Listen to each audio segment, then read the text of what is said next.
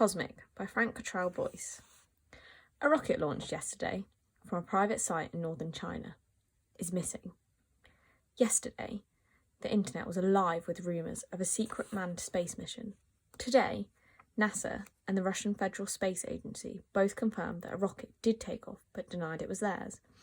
The rocket entered high orbit and then disappeared into deep space.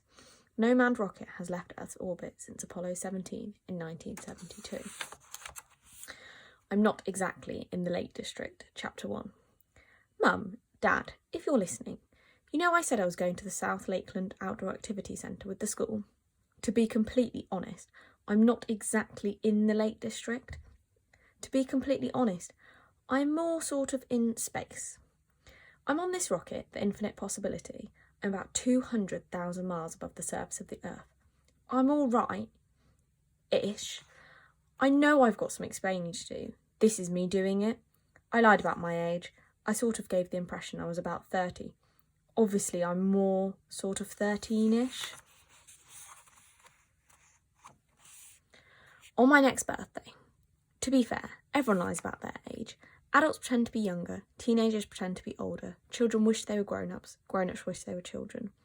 It's not like I had to try very hard, is it? Everyone always thinks I'm older than I really am, just because I'm tall. In St Joan of Arc Primary, the teacher seemed to think that height and age were the same thing. If you were taller than someone, you must be older than them.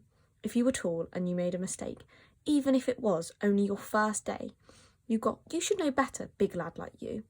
Why? By the way, why should a big lad know better just because he's big? King Kong's a big lad. Would he know the way to the toilet block on his first day at school? When no one had told him? No, I don't think he would. Anyway, a few hours back, the Infinite Possibility was supposed to complete a routine manoeuvre, and basically it didn't.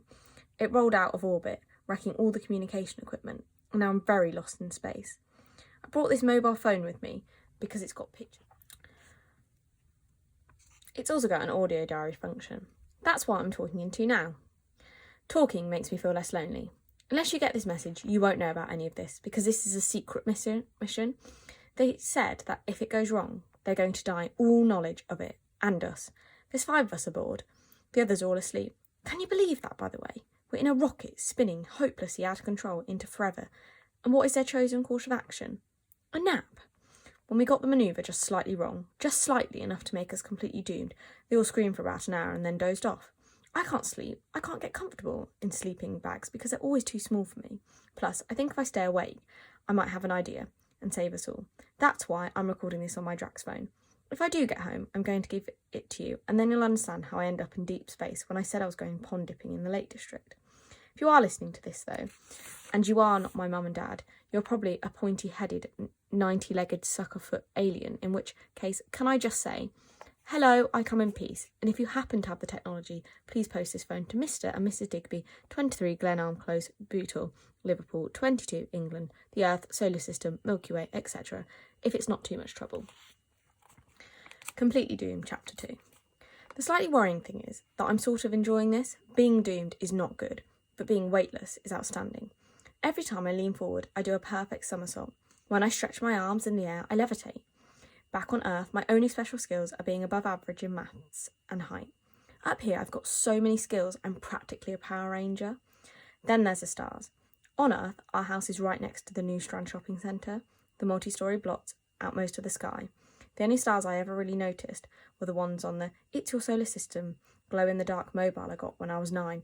And the only reason I noticed them was that they kept getting tangled in my hair. Mobiles do not make good presents for persons above average height.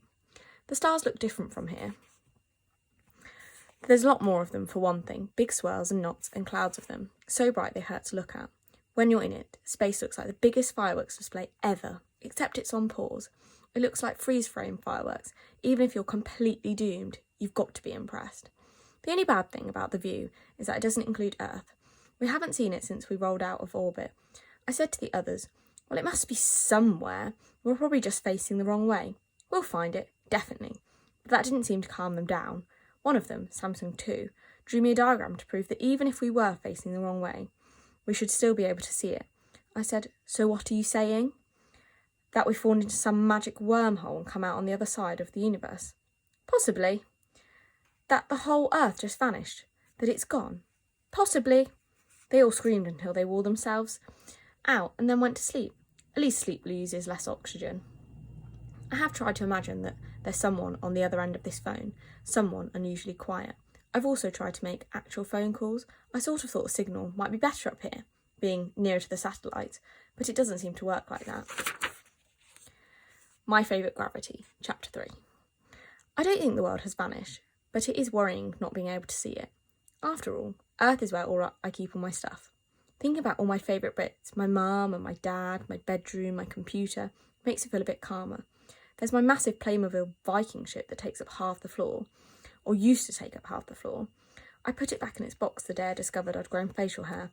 I just thought that anyone with a beard, even just a wispy one, is probably too old for Playmobil. I say I discovered the facial hair. To be honest, I never noticed it because we've got energy-saving light bulbs in the bathroom. It was other people who pointed it out to me during the Year 6 leavers outing to Enchantment Land. The most famous ride in Enchantment Land is the Cosmic. All the way there on the coach, everyone kept on about how big it was and how scary. Everyone had a brother or a cousin who'd been on it and never been the same again. In case you don't know, the Cosmic is a kind of metal cage with 2 seats in. It's attached to the top of a massive crane of a big elastic band. They pull the cage down to the ground with a chain and fasten it with an electromagnet. You sit inside and then they switch off the magnet. The elastic catapults you into the air and then snaps you towards the ground again. Then you bounce up and down for a while. It's only frightening for about 10 seconds, but for those 10 seconds it's so frightening that Ben's cousin's hair supposedly turned completely white, and he goes so fast that Joe's next door neighbour's stomach came loose and ended up stuck in his own neck, and he had to have an operation. Apparently he'll show you the stitches if you ask him.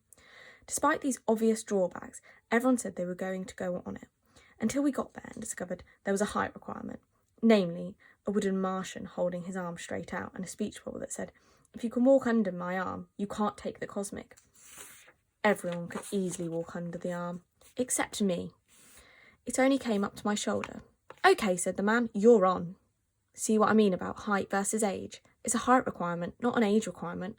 Everyone was moaning, saying it wasn't fair and saying how rubbish it was being a kid and how they wished they were grown-ups. That's what they said. In fact, they were all blatantly relieved that they weren't tall enough. The man said, "You'll need someone to go on with you. It's 2 at a time or no ride." I looked at Mrs. Hayes, our teacher. She shrugged. "Are you allowed on if you're pregnant?" "No," said the man. But you could hardly hear him because everyone was so excited by the news that Mrs. Hayes was having a baby. "No one else?" said the man. And everyone looked at the responsible parent who'd very kindly accompanied our group, namely my dad. He always comes on these things because he's a taxi driver, so he can choose what hours he works. Florida Kirby kept nudging him. "Go on, Mr. Digby, go on. My dad'd do it if he was here. My dad's dead brave." She more or less shoved him past the Martian and up the ramp. The man waved us into the cage and fastened us both in. I remember Dad saying, "Has anyone ever died on this?" And the man glared at him. "No," he said, "no one has ever died on my ride." "Only asking," said Dad. Then the man shut the door on the cage, looked at us through the bars and said, "But there's always a first time." If we had said, "Let me out," then it wouldn't have done any good because straight away this incredibly loud music started up and dry ice fog came pouring into the cage and lights were bouncing around us. They really believed in a big build-up. Dad gripped my hand and shouted, "Don't be scared, Liam." Before I could say, "I'm not scared," something went bang and we were rocketing through the air. There's a horrible crushing feeling like a big fist squeezing you into a ball. Then at the top it just lets go of you and you feel lighter than air and not scared of anything at all, as though all the fear had been squeezed out of you.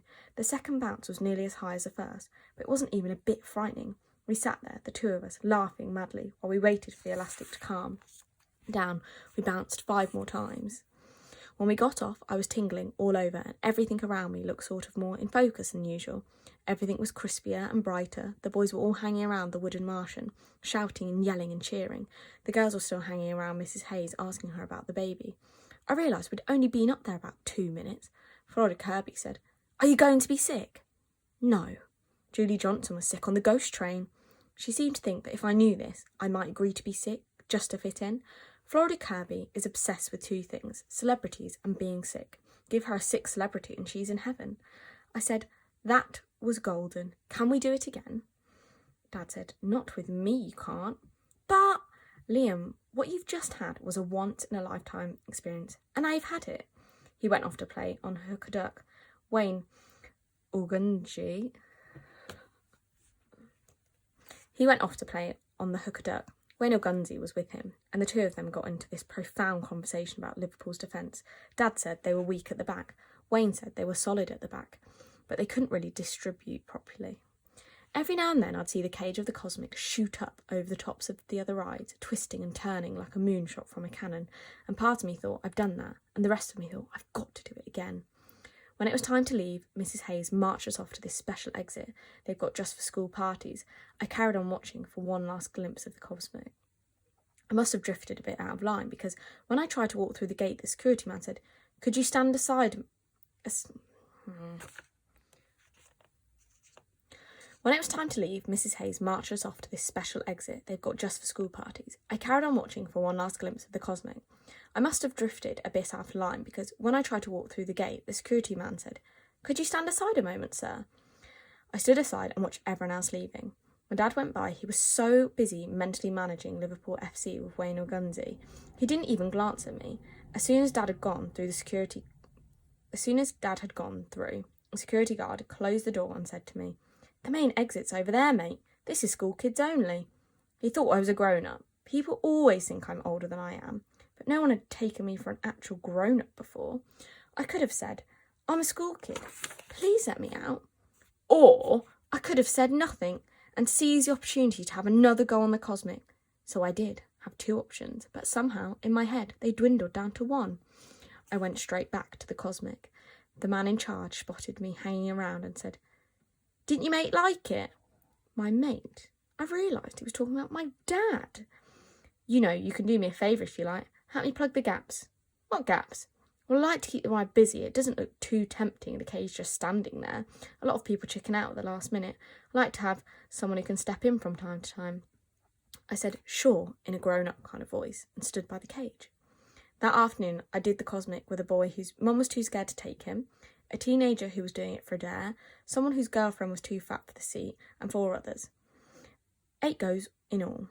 The man said I must have a highly developed centre of gravity. Every single time I got the same crispy new world feeling. It never wore off. According to the man, the Cosmic generates 4G on the way up. That's 4 times the gravitational force exerted by the Earth. 4G is enough to make you appreciate how comfy normal gravity is. We used to have it set at 5G, but people kept passing out, which wasn't good for business. You do have to feel sorry for anyone who lives on a high-gravity planet all the time. That must be really hard work. Afterwards, the man bought some hot dogs and chips, and we ate them in the cage, dangling gently from a piece of elastic high above the fair. You could see all the rides laid out like a model village, and sometimes a seagull went right past us. Finally, I spotted Dad walking quickly past the funhouse. I shouted, "Taxi! Taxi!" which usually works. He looked everywhere but up. It was ages before he saw me. I suppose if you're looking for me now, Dad, you're doing the same thing. Looking everywhere but up in space. It was a laugh watching you then, but when we got back to the ground, you weren't amused. "Where the hell have you been? We counted you out of the exit. People swore they saw you on the bus. We were halfway to Bootle before we realised you weren't with us." "I've been here. I was here the whole time. Wasn't I, mister?" "Yeah," said the man in charge. "And what's your problem anyway, mate?" "I'm not your mate. I'm his dad." "Look a bit young to be his dad." "He's 11. "What?" "He's just unusually tall. It's not his height, it's his beard." That was the first mention of the premature facial hair, and Dad said, "Liam, coach." Everyone cheered and clapped when I finally got on the coach. I sat by the window and tried to get a look at my new facial hair reflected in the glass. I could just make out little wisps of brown candy floss. I said, "How do they get there? Do you think that the extra gravity might have squeezed them out of my face?" Randomly, this made Dad look really furious. "Liam, blah, blah, looking for you for the past 2 hours, blah, blah. Had every taxi driver in the country looking for you, reported your magical disappearance from a moving bus." I wasn't on the bus. "Your magical disappearance from a moving bus to the police?" "No. And then I find you cheerfully waving and eating chips on a fairground ride. How do you think I feel about that?" "Happy that I'm alive?" He glared at me and said, "Possibly, in some remote and noble corner of my heart, yes, but mostly no." I said I'm sorry. And he said, "You should know better, a big lad like you. That's the thing about parents. If you go missing, they worry that you might be dead. Then when they find you, they want to kill you." Dad was furious because while he'd been worrying himself sick, I hadn't been worried at all. Why wasn't I worried? Because I knew he'd come back for me. I never thought for a minute he wouldn't. When you're a kid, you think your dad can do anything. It's different now. If you ask me now if I think Dad is going to pop up in the controls of this rocket 200,000 miles above the surface of the Earth and fly us back to Bootle, I'd say probably not. I suppose that means I'm not a kid anymore. I nearly shaved myself to death. Even though I could barely breathe, I could barely see the premature facial hair. Once I knew it was there, I couldn't stop thinking about it. It was ticklish and it was tempting to stroke it. Stroking it made other people notice it. When other people noticed it, they tended to shout, "Wolverine!" and worse, which is why I decided to get rid of it. I slashed it with the brown candy floss with Dad's razor, which did get rid of it. Sadly, it also got rid of a lot of blood. Sheets of blood just sort of fell out of my face. I wasn't quite sure what the procedure was, so I squashed a towel into my chin, prayed that I wouldn't die, and carried on squashing and praying for about an hour. I was starting to think that maybe I was already dead when Mum called me for supper. When I went down, she said, "What happened to you? You look like you've boiled your face." Dad said he's been shaving. "What?" said Mum. "He can't shave. He's too young to shave. He's much too young to shave."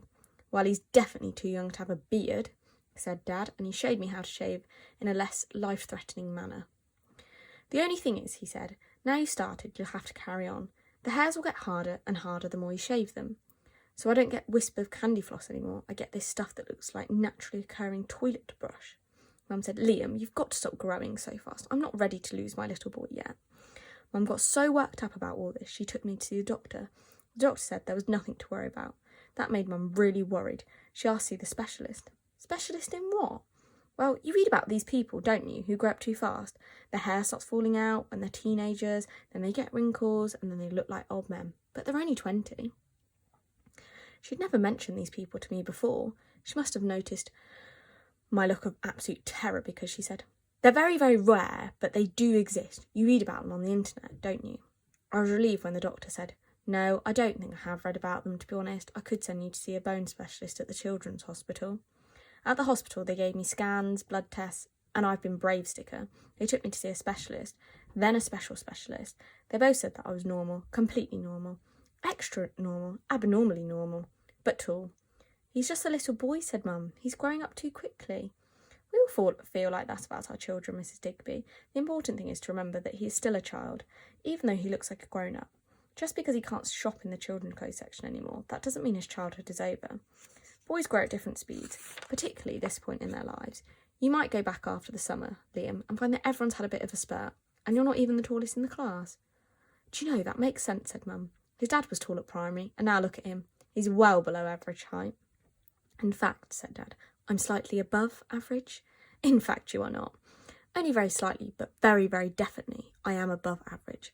"We'll talk about this another day," said Mum, which is what she always said when she wants you to shut up. The special specialist was partly right about the growing spurts. Nearly everyone had one over the summer, including me. When Mum wanted to mark my height on the "See How I Grow" chart in the kitchen, she had to get a chair to reach the top of my head. "Oh," she said, "you've had a spurt." And Dad said, 7 inches is not a spurt, 7 inches is a mutation. On my very first day at Waterloo High, I was the tallest person on the lower school site. The new uniform Mum had bought at the beginning of the summer didn't fit anymore, and they had to send off for an extra large lower school blazer. I got a special dispensation to wear my own clothes for the first half term. When we went to get my travel pass for the bus to school, the woman in the office wouldn't believe I was school age, so we had to go home and get my birth certificate. And then, the next morning, when I showed it to the bus driver, she wouldn't believe it was mine, and I had to get off the bus and text Mum, and she came down and explained to the driver of the next bus that I was unusually tall for my age. "It's not the height, love," said the driver, "it's the stubble." Mum said, "Am I going to have to do this every morning?" "Only till we all get used to him." In the end, Mum sent off for a passport for me. I kept it in my pocket in case. I got questioned again. Dad said, "That'll keep you out of trouble." How wrong can a person be, by the way? Dad also gave me his old mobile phone, so that if he ever lost me again, like in Enchantment Land, he'd be able to find me. His phone got Drax World on it, In case you don't know, that's a cosmic application that shows you your present location, direction to anywhere from anywhere, and also live satellite photographs of anything in the world. You can use it to look at volcanoes erupting, tidal waves, forest fires, anything. Dad used it to make sure the traffic is flowing smoothly on the bypass.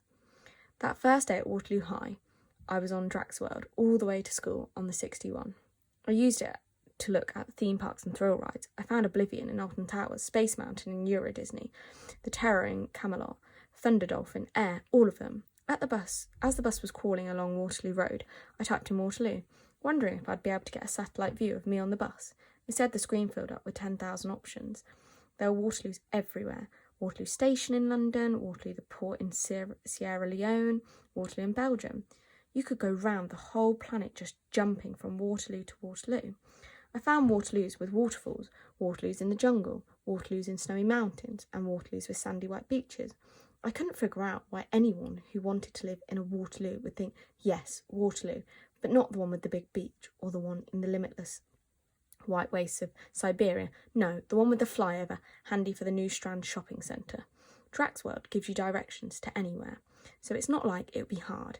If you were a proper grown-up and not just a stubbly boy, if you were my dad, for instance, all you'd have to do is fill in your car with petrol, turn left, turn right, go straight on, and next thing you know, white beaches, snowy mountains, coral reefs. Truly, grown-upness is wasted on grown-ups. When I got to school, Mrs. Sass, the head, saw me in reception and said, "Ah, Tom." Liam. "Yes, of course. I'm Lorraine. Come this way." I remember thinking, fancy her telling me her first name. Isn't that friendly? Mrs. Kendall never told us our first name when we were in Joan of Arc.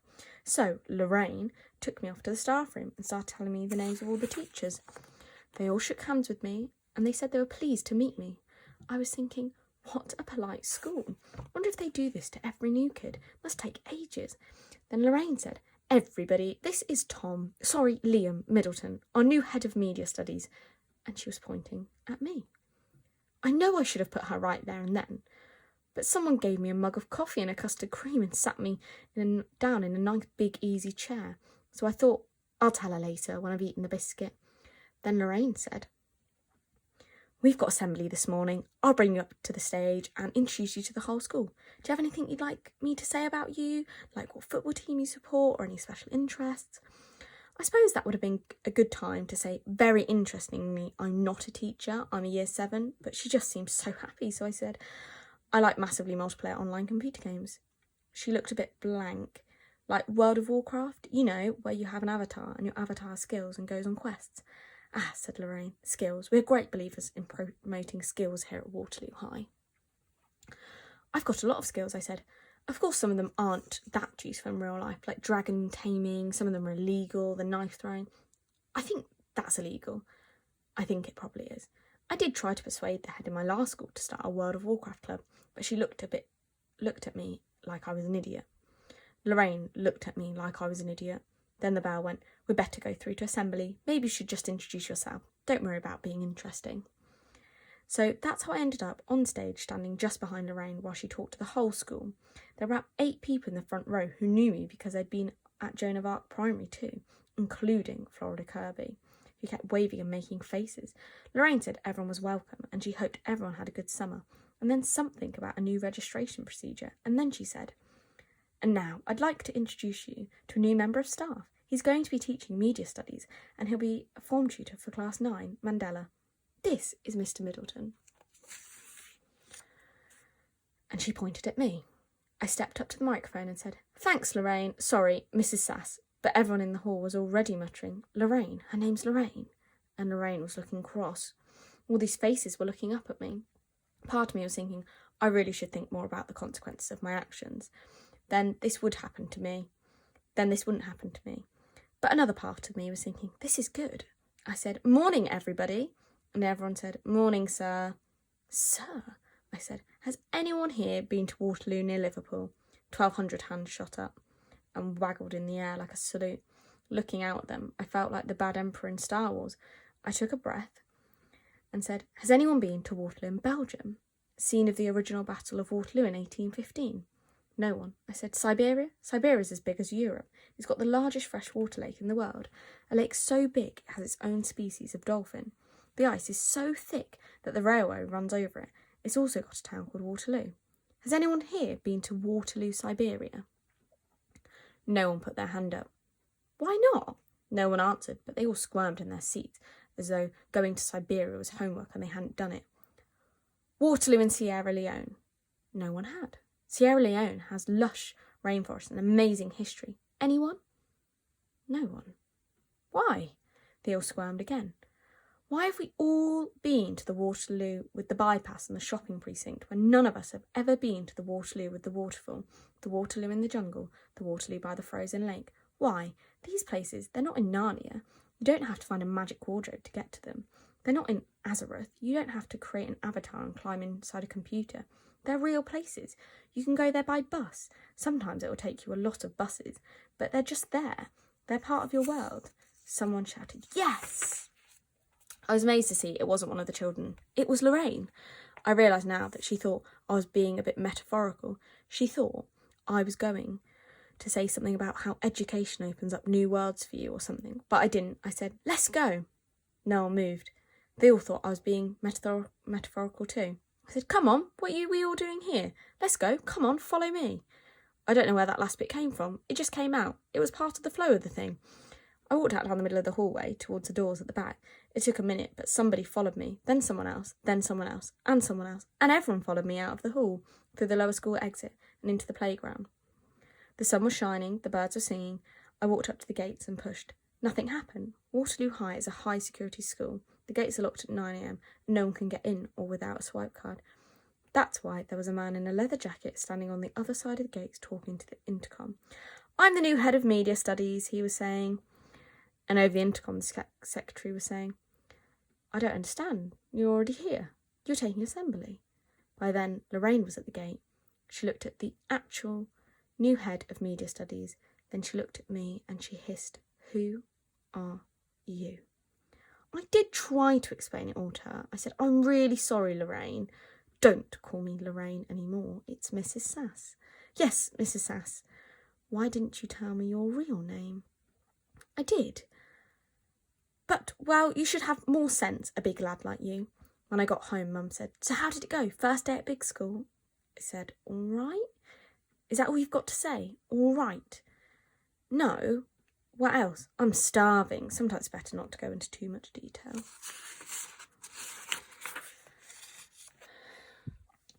My visible friend.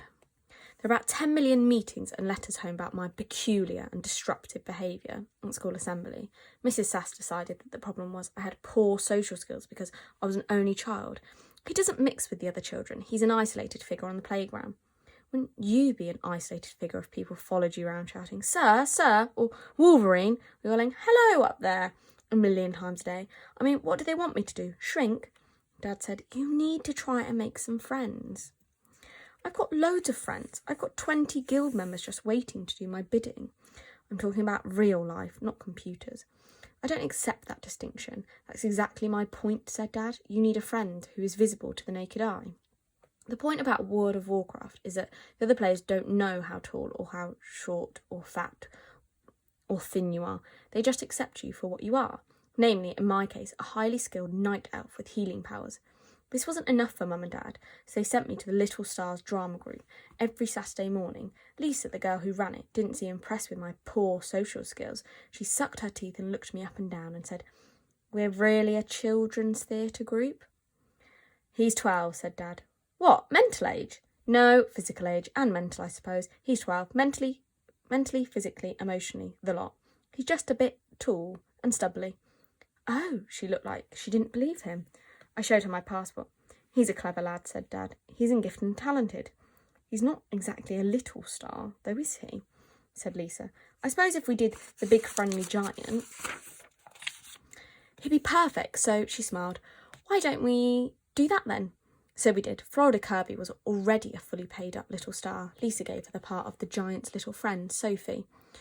"The Sophie in the play," Florida said, "was named after Sophie Dahl, the supermodel. So when I play Sophie, I'm playing a young supermodel."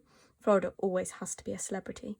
When Lisa made us do role play in which we had to act like we'd seen a ghost, Florida saw the ghost of Britney Spears. We had to pretend to be a dog. She was Madonna's dog. As we walked home through the Strand, the first day, Florida kept practising her lines on me. The lines were mostly things like, "You're huge," "Goodness, you're tall," or "You're proper gigantic," and she said them all in her best little style's loud and clear voice. I sat down on one of the benches by the water feature, just to be little bit less tall for a while. "If we sit here," said Florida, "security will come and chase us. They hate kids hanging around this bench. They hate kids, really." But security didn't come and chase us. In fact, one of them walked past and nodded at me. "What's going on?" said Florida. "They think," I explained, "that you're with me and that I am your dad." "No, you're kidding. Do they? Do they honest?" "Yes. But this is brilliant." And she was right. We could do anything. So we did. That Saturday and every Saturday from then on, we played on the lifts, messed about in the photo booth, went into the total games and tried out all the new releases. We even went into News and Booze, which is strictly no unaccompanied children under any circumstances. Florida loved it in there because she could browse through all the celebrity magazines. Well, I bought a newspaper to make myself look more dadly. Sometimes she used to give me £1 before we went inside so I could buy a chocolate. I said, "Buy your own chocolate."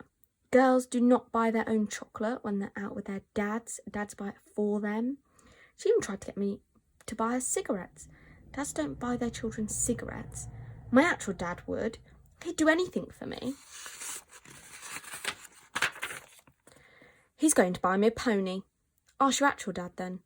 Once I went in there without her, and the woman behind the counter said, "Where's your little princess today then?"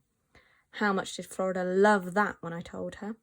"Princess is brilliant. You have to call me Princess." "I don't think so." "Why not? My dad calls me Princess all the time." "We'll talk about this another time," I said. "Whoa, you really sound like a dad when you said that." "Thanks." Another time she brought her little sister, Ibiza, with her. "Oh, another one," said the woman in News and Booze. "I didn't know you had two. I hope you don't mind me saying this, but it's lovely to see a young dad spending time with his girls the way you do, and they're both a credit to you. Aren't you lucky girls to have such a good dad?" And she gave them a chomp bar each. It was a golden time, and maybe we should have stopped there. But if you play a lot of games, and the moment you get good at something, that feels like level 1. You start itching to level up. One day, Lise had to finish early because her dad was ill. We could have spent the time in the Strand doing all the usual things, or we could have used the extra time to look for level 2. The 61 stops right outside the parish hall, goes all the way to Liverpool's celebrated city centre. So there it was, the way to level 2. Being a grown-up in the Strand was fun. Being a grown-up in Liverpool's celebrated city centre was totally cosmic. The moment we got off the bus, a woman in a white miniskirt and a red sash came up, said hello, and gave me a free sample of a new yoghurt drink. "Here," she said, "have a couple more for your little girl." We hadn't even finished drinking them when another woman gave me a free newspaper, and another, in a trouser suit, asked me if I had 5 minutes to answer some questions. And questions mostly about how we had got to town and what our favourite shops were. Then there were a few about what year I was born and what I did for a living. I gave her my dad's birthday and told her I was a taxi driver. She said, "Would you like to come in here with me and taste a new sandwich bread we're developing, and on which we'd value your opinion?" She took us to a really nice room and gave us free sandwiches and fizzy water. Afterwards, we had to keep the pens. Afterwards, we had to fill in questionnaires and were allowed to keep the pens. Florida asked for more sandwiches. The woman in the trouser suit laughed and said, "I guess that's all the feedback we need. So can we have some more then?" "No." Which is how we ended up near the world-famous waterfront, looking in the window of the Porsche showroom. Florida said, "That would be going too far, wouldn't it?" Let's find out. I was getting that crisp new world feeling again. It was my first time in a car showroom. I'd never seen a car on a carpet before. It was like being in the living room of the posh car family. The cars looked smaller and glossier than they usually do. A man in a suit saw us come in and said, "Be with you in a minute, sir. Help yourself to coffee." There was a coffee machine and a plate of biscuits, disappointingly mostly plain digestives. Florida nabbed the only bourbon. Then she walked around, dropping crumbs on their carpet. There was one really nice, sleek-looking car. Florida said, "Take a picture of me with your mobile." "Why?" "That's what dads do." So she leaned on the bonnet and smiled while I took her picture. Straight away, the man in the suit was standing next to us. "I admire your taste," he said. Florida said, "This is the Boxster. Wayne Rooney's got 2 like this in red." "He has indeed," said the man in the suit, "and he bought them both here. You're a very well-informed little girl." Then he asked me how old she was. I said, she's 11. Then I thought I should say something grown up, so I said, I'm not sure about the colour. There's a red one like Wayne's over here. Come and have a look. So I did. I've got to agree with you. A car like this was born to be red. It was nice of him to agree with me, even though I didn't remember saying that. She costs a bit. I know. The price was written on the windscreen. Took up most of the windscreen, but she's worth it. Yeah. Oh, yeah. Are you looking to buy or just looking? Yes. I know what I should have said, but to buy sounded older. Would you be bringing your old car in? In part exchange? No, I like my old car. I'll probably keep my old car. It's a good car. I know the score. The other one's a family car. That's when you're being a proper grown-up, Dad. This is for when you're playing racing cars. Isn't that right? He winked at Florida. Men, hey? We never grow up, do we? He definitely hasn't, said Florida. Well, said the man in the suit, let's pretend we have grown up. We have grown up. Just for a minute. What's your income? I'm not sure, very rarely. You're right, you are so right. I'm too nosy. I mean, you haven't even said you want her yet, have you? No, I haven't. I'm always giving it the hard sell. A car like this, you should let it sell itself. That's when Florida said, can we sit down in it then? He looked at her for a second and she said, please. Go on then. We both got in, she whispered. You should have told me to say please. You did say please. Yeah, but you should have told me before I got the chance. That's more dad-like. Okay. The man in the suit looked in, winked at Florida and said, comfy? Yeah, said Florida. I said, yeah, what? Yeah, thanks. And then the man handed me the keys. Go on, he said. You know you're dying to. Just nudge her out onto the forecourt. See how she handles.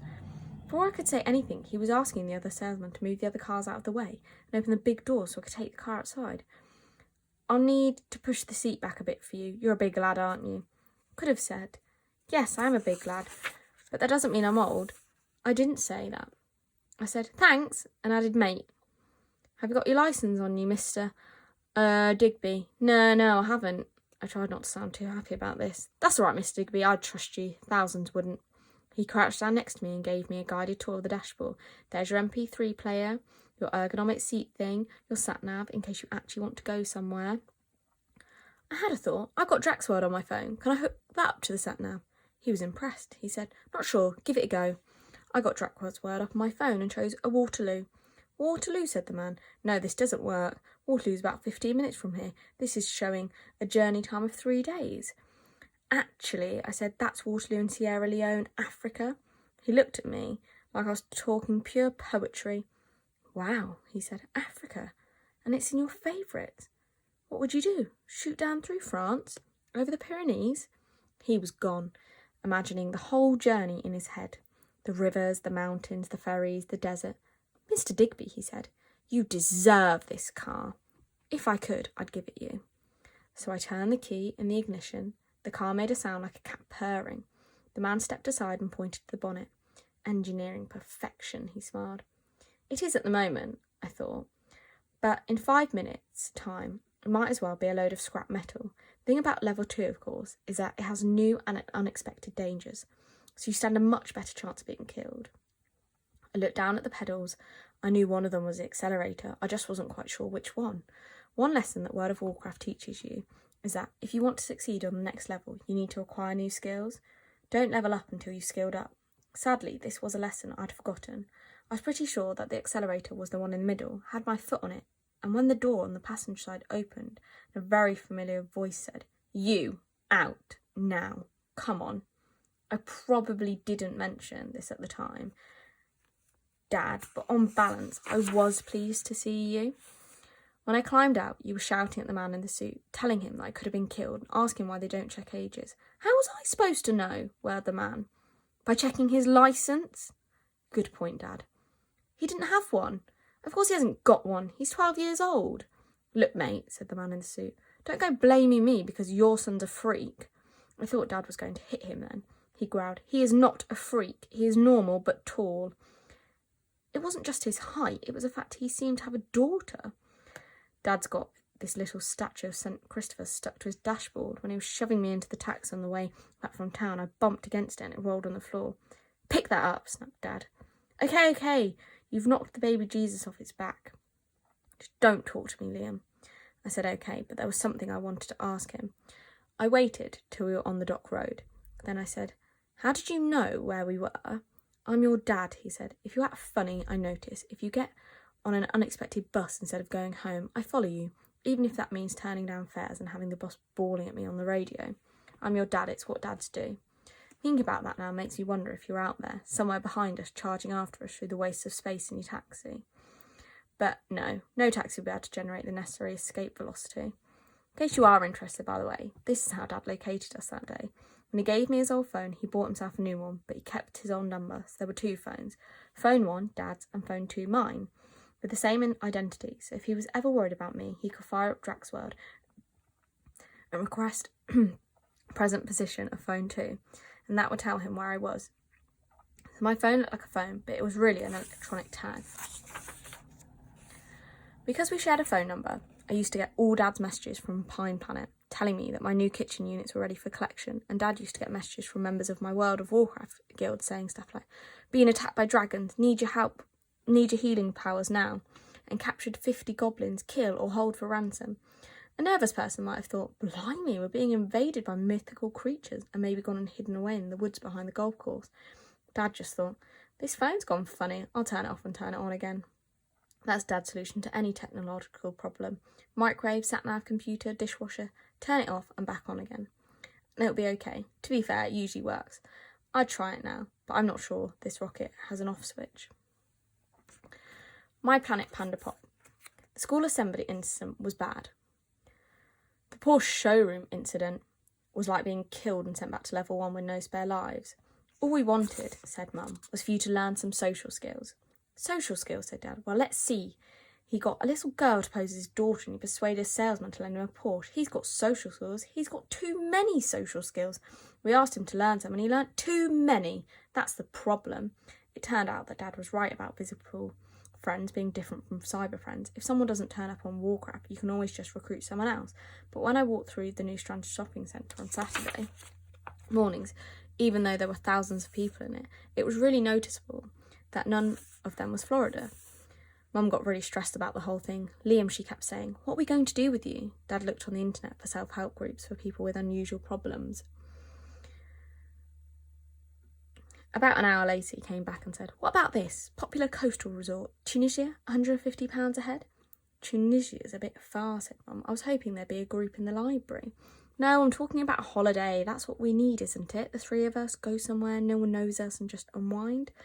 I was completely excited about this. I'd never been abroad before. I spent the whole week reading holiday brochures and even went with Mum and Dad to the travel agent, which was a disaster because when I get completely excited, I talk too much. For instance, when Tunisia was mentioned, I said, "Yes, 4-star accommodation, all meals, and we could go and see the Sahara Desert." Mum said, "The Sahara Desert? You are joking. The Sahara Desert is a desert. People get lost in deserts. They starve to death and see mirages and get eaten alive by ants." "Oh, no. We're not going to a desert," the travel agent woman said. "If you did choose the optional desert excursion, Mrs. Digby, you'd be accompanied by our trained local staff in a fully air-conditioned coach. It's a very, very well-organised trip." "No one ever," said Mum, "intends to get eaten alive by ants, but accidents happen, especially in the Sahara Desert. What else have you got? Tenerife is already quite warm, although it is politically part of Spain. The island of Tenerife is off the coast of Africa and is therefore hot all the year round, especially in the south. It's more rainy in the north because of this big pointy mountain in the middle of the island. It's so tall that there's snow on top, even in the summer. It's called Teide." Mum looked interested when I told her all of this. I probably should have stopped just there and not gone on to mention that Teide isn't just an ordinary mountain. "A volcano," said Mum. "An extinct volcano," said the woman from the travel agent very quickly. "Extinct or dormant," said Mum, surprising everyone with her unexpected geological knowledge. "What's the difference?" asked the travel agent lady. "The difference," said Mum, "between life and death." The travel agent woman held up a brochure for Florida. "Very popular," she smiled, without going into detail. Mum looked at me. I said nothing. She looked at the travel agent, who just kept smiling. She looked at Dad. He tried to keep smiling too, but she raised an eyebrow and he just can't cope with that. In the end, he admitted alligators. She looked at Dad. He tried to keep smiling too, but she raised an eyebrow and he just can't cope with that. In the end, he admitted alligators. And that there was Turkey. Earthquakes, Cyprus, poisonous triggerfish, Italy, the mafia, and Greece, shipwrecks. Then we were standing outside the shop with Mum taking a deep breath and saying, well, I haven't even gone anywhere and I'm already glad to be home. They decided to forget about the holiday and redecorate the kitchen instead. Dad pointed out that a holiday only lasted a week or two, whereas a new kitchen would last forever. So instead of going on a well-organised, air-conditioned trip of the Sahara, we went to nothing but drainers and looked at granite work surfaces. This one's a bit pricey, said the man, but you get what you pay for, and this is real Italian granite. It was mostly blue. I remember looking at it thinking, that's igneous rock. This one's a bit pricey, said the man, but you get what you pay for, and this is real Italian granite. It was mostly blue. I remember looking at it thinking, that's igneous rock. That came from way underground in Italy. That drainer has had a more exciting life than I have. Dad said, what do you think, Liam? Good, you can't go wrong with a bit of igneous. It is igneous, isn't it? The man said, I don't think so. These are new in today from our supplier in Turin. I said, it's made of crystallised magma. No, son, this is real Italian granite. It's not made at all. It was made by magma bubbling up from the Earth's mantle millions of years ago. The molten magma cooled in the crust and turned into crystals, and probably sat being squeezed into flatbeds for about 1 billion years until it was dug up by Italians. All that trouble, and then it's chopped up and sent to nothing but drainers, where my mum will look at it for 5 minutes and say, I'm not sure about this colour. The man looked at Dad. Dad just shrugged. He's gifted and talented at school. They do all about this kind of thing. Last month it was global warming. Mum said, he is right though, I'm not sure about this colour. Not only was I not allowed to go to Tunisia, I wasn't even allowed to walk home by myself anymore. Mum and Dad took to meeting me from school and escorting me home like a prisoner. They would have banned me from Little Stars too, except everyone else had done so much work on the big friendly giant that it wouldn't be fair if it had to be cancelled. Lisa tried to be nice about it. You're the star, she said, so you get your very own dressing room. Then she shoved me into this cupboardy thing just behind the stage. There was one chair, no window, a packet of pickled onion flavoured Space Ranger crisps, and a blue panda pot. Space Ranger is the cheapest crisps that money can buy. They are crisps, but only until you put them in your mouth. The moment they make contact with your tongue, they stop being crisps and become soggies. The flavour is sort of optional in that it seems to fall off the crisps and make a powdery sludge on the bottom of the bag, which you can scoop up with your finger if you like. Blue Panda Pops are supposedly raspberry flavour, but the flavour is irrelevant as they are so fizzy that when you drink them, all your senses close down and your brain just shouts, fizzy! Later on you belch a lot, which is fine if you're playing the BFG, as he's quite a belchy character. I remember sitting in that cupboard feeling like the rest of the world had completely vanished and that I was now orbiting the sun entirely on my own on a chair. Planet Panda Pop sitting in a tiny enclosed space eating strange chemicals. It turns out that Little Stars was outstanding for training astronauts. During the interval, I just messed around on Draxworld. At first I checked location of phone 1 so I could see where Dad was. He was in the audience, and I looked at all the Waterloos in the world, trying to decide on a favourite. I was just tossing up between Waterloo, Sierra Leone and Waterloo, Trinidad and Tobago, when the phone rang. It was a woman with a very friendly voice saying, Hi, I'm calling on behalf of Drax Communications. We've noticed you have a very interesting pattern of use and we'd like to ask you a few questions if you have some minutes. I had about 2.5 minutes to the beginning of Act 2. Can I just ask you, have you actually been to any of the following places which appear in your recent searches? Waterloo, Sierra Leone? No. Waterloo, Siberia? No. Waterloo, Belgium? No. Do you have any plans to visit these places in the near future? Yeah, I said, all of them. I don't know how near the future is, though. We also noticed that your recent search includes many theme parks and rides. Oh, yes, Alton Towers, Euro Disney, Six Flags, Mountain... Pretty well all the theme parks in the world. In fact, what is it you like about theme parks? The crispy, new world feeling you get after you've been on a thrill ride. I love that. So you go on the rides with your children? She thought I was a grown-up and she couldn't even see me. I deepened my voice a bit and said, That's right, yeah. How old is your child? 11. Lovely, thank you. And one last thing, as a dad, how would you summarise your philosophy of child rearing? Why, what? What do you want most for your children? Well, I don't remember thinking about it. I just came like this. I want my children to think of the whole world as their thrill ride. Oh, said the woman, what a beautiful thought. And I was thinking, yes, it is a lovely thought. I wonder where it came from. Thank you, Mr. Digby, for talking to me. We'll be in touch very soon. She hung up. In World of Warcraft, when you defeat an enemy, you can take their stuff, their money, their armour, things like that. But sometimes it turns out they've got something you weren't expecting. like a magic ability or a bottle of the elixir of the mages, and you can feel the extra power surge through you. That's how I felt at the end of the call. I knew something cosmic was going to happen. A few minutes later, Lisa knocked on the door, shouting, "BFG on stage, please!" As we were walking up to the wings, I got a text. Lisa snarled, "Turn off your mobile, for goodness sake." In a second. "In fact, give it to me." "Okay, yeah, whatever," I said with a giant smile. I was smiling because of the text. "You have been selected to take part in a very special competition with a prize that will make you into a hero in the eyes of your children. Infinity Park is a unique theme park in China, packed with astonishing, innovative attractions, including the biggest thrill ride in the history of the world, the Rocket. We are offering 4 fathers and their children the chance to travel to the park, experience the rides, and visit local landmarks. Don't miss your chance to become the greatest dad ever. Call this secret number tomorrow before midday GMT to find out if you're one of the 4 lucky winners. Please do not disclose this number to anyone else. All you have to do is get put through." I was still smiling after the pay was over and everyone had finished clapping. Lisa said I was the friendliest looking, big friendly giant she'd ever seen. Mum said, "I love it, you look so happy up there." I waited till we were getting into the car and then I showed Dad the text. "China, the biggest thrill ride in the history of the world. Your chance to become the greatest dad ever." I got that crispy new world feeling just reading it. I expected Dad to jump up and down with excitement and say, "Get the sun cream, Liam." Inexplicably, he didn't. He shook his head and said, "No one really wins those things." "Well, someone must win them, otherwise they wouldn't be allowed to advertise them. Of course someone wins them. Come on, it's just a phone call." Yes, a long, long phone call. This is just a trick to get you to spend loads of money calling a premium rate phone number.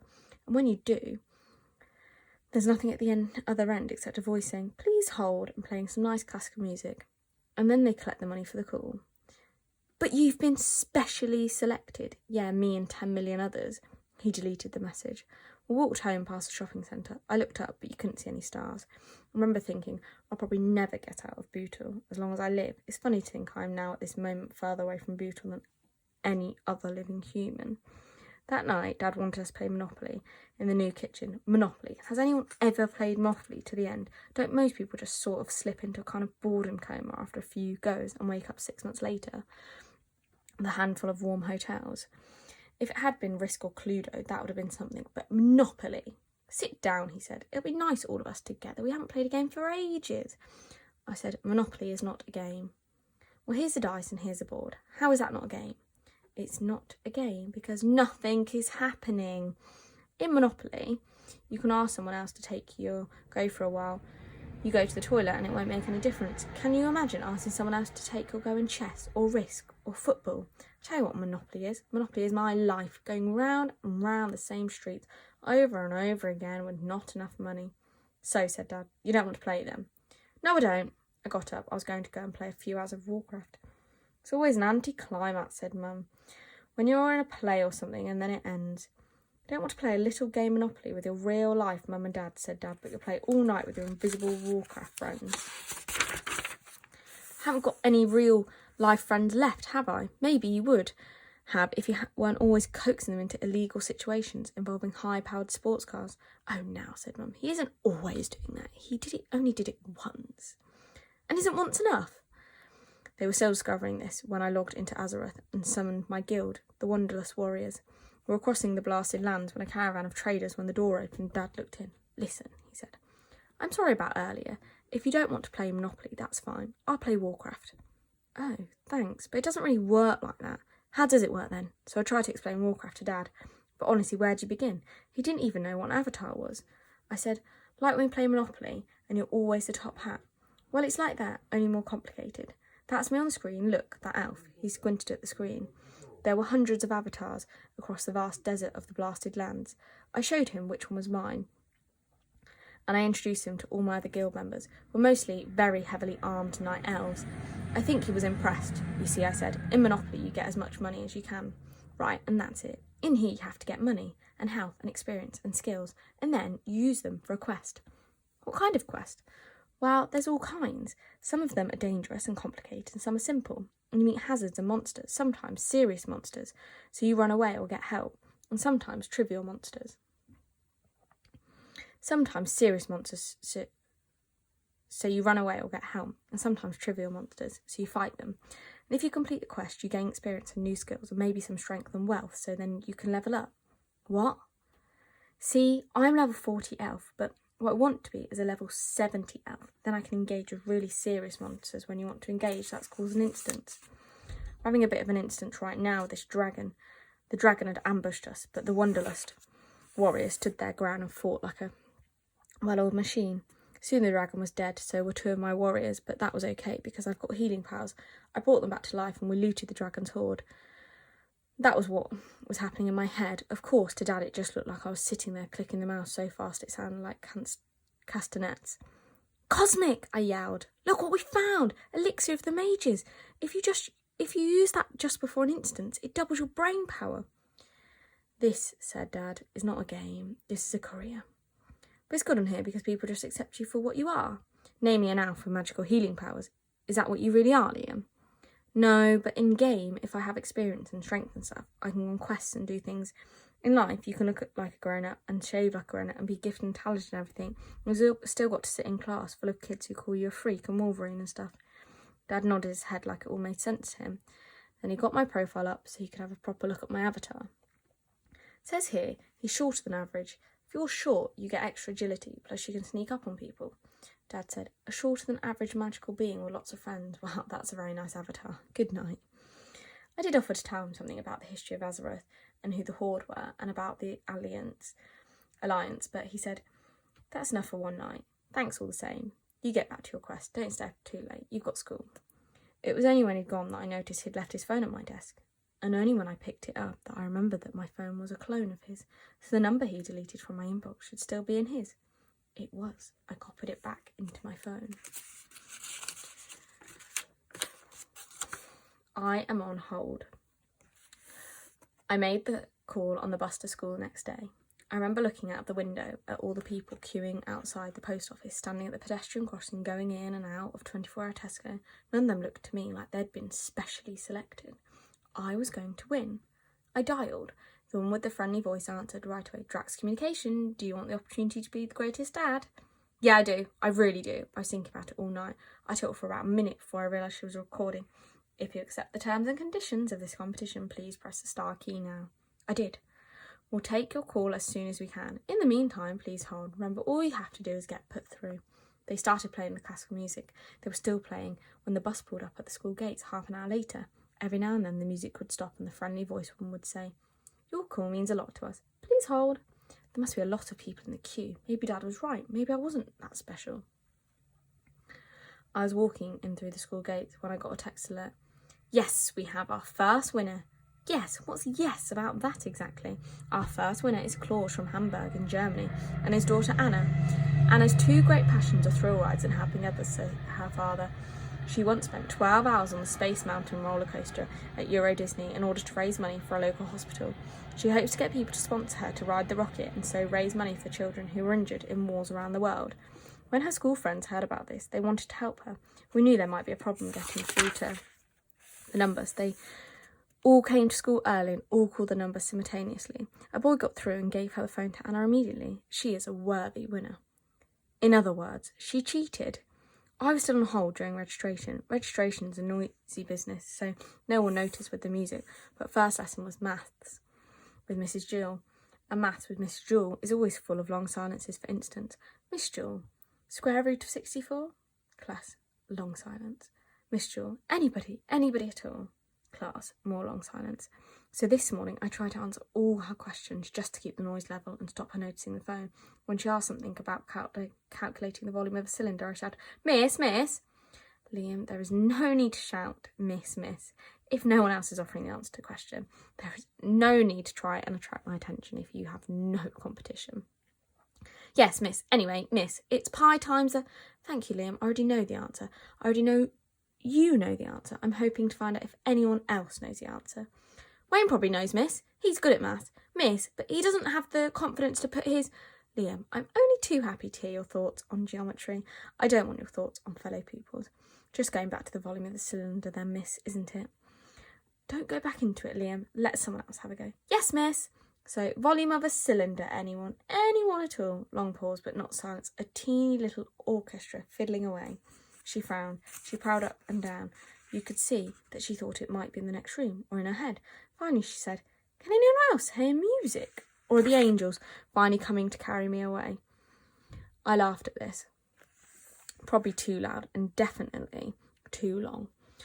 No one else joined in, but everyone did stare at me, including Miss Jewel, who stared at me and then at my pocket. "It's Holst, isn't it?" she said. I said, "No, miss, it's me," thinking, "Who's Holst?" This music was written by Gustav Holst. It's called The Planet. It's not the usual rubbish. Why are you playing it? "Well, miss, I saw a thing on the telly about how if you play classical music in the background, your brain really likes it and you make extra pathways through your synapses. You get brainier just by listening to classical music. It definitely works, miss. Look how many questions I've answered this morning." She was sort of humming along to the music now. I took the phone out so she could hear better and asked, "Why is it called The Planets, miss?" I know this was cynical because she's a teacher. She loves questions.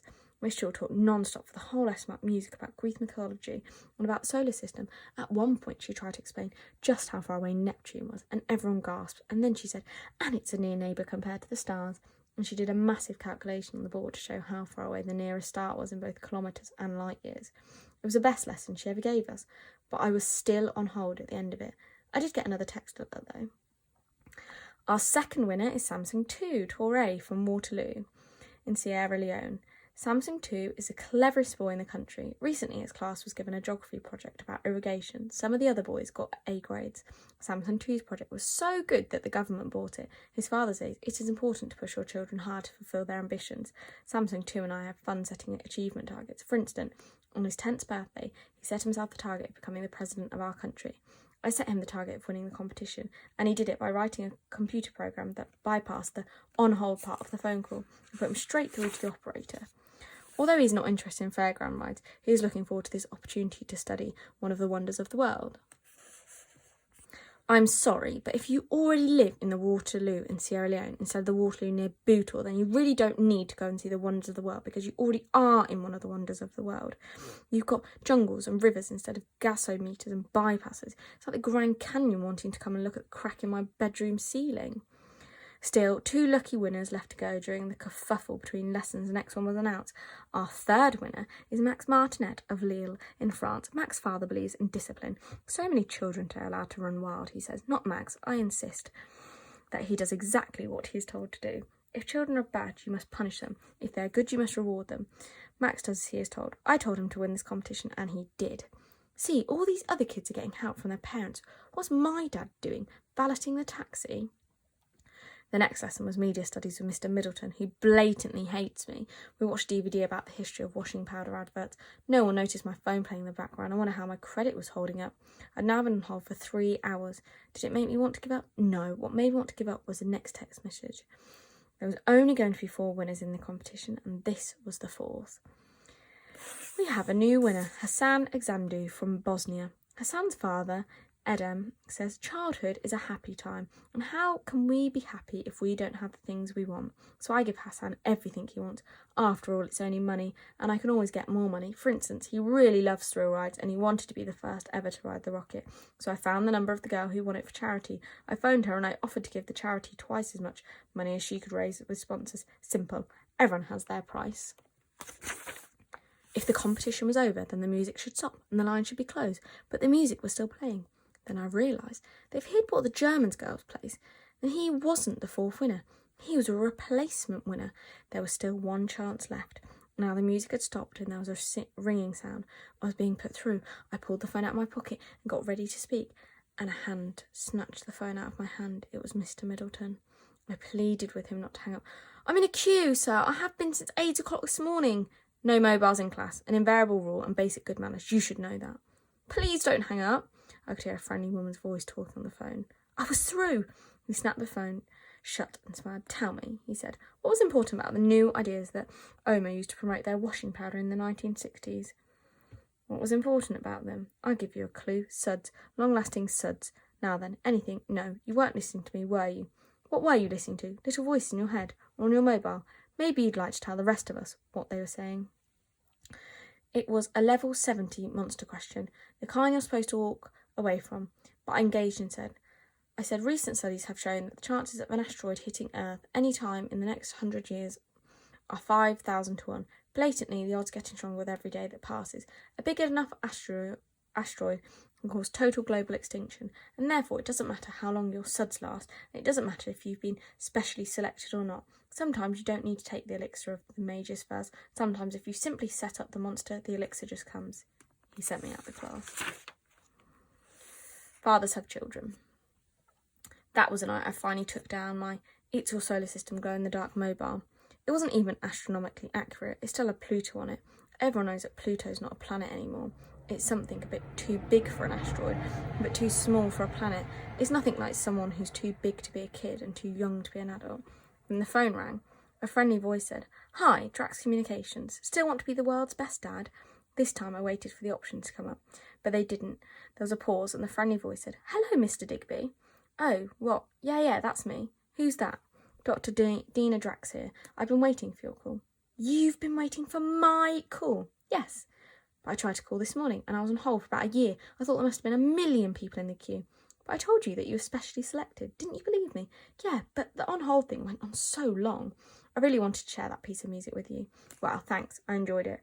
And to find out how patient you were. Patience will be an essential quality on this trip." "Oh, I can be patient, really. I can sit for hours." "Good. Well, Miss Digby, you're through. That is completely cosmic. A car will collect you from your registered address at 8 on Tuesday morning." "Dr. Drax, the rocket, what kind of ride is it? Is it a reverse bungee or roller coaster or—" "Wait and see. That's one of the ways in which you can exercise your patience. Now tell me a bit about the child you'll be bringing." I'd completely forgotten that dads have children. "I do hope it's a girl. We're very short on girls." "Oh, she's a girl then, definitely. Anything you say." "What's her name?" "Who? Your daughter?" "Mr. Digby." "My daughter?" Time to engage. I said the name of the only daughter I'd ever had. I said, "It's Florida. Her name is Florida." If Liverpool city centre was level 2, a secret location in China must be level 50. At least I wasn't going to make the same mistake as last time. This time I was going to skill up before levelling up.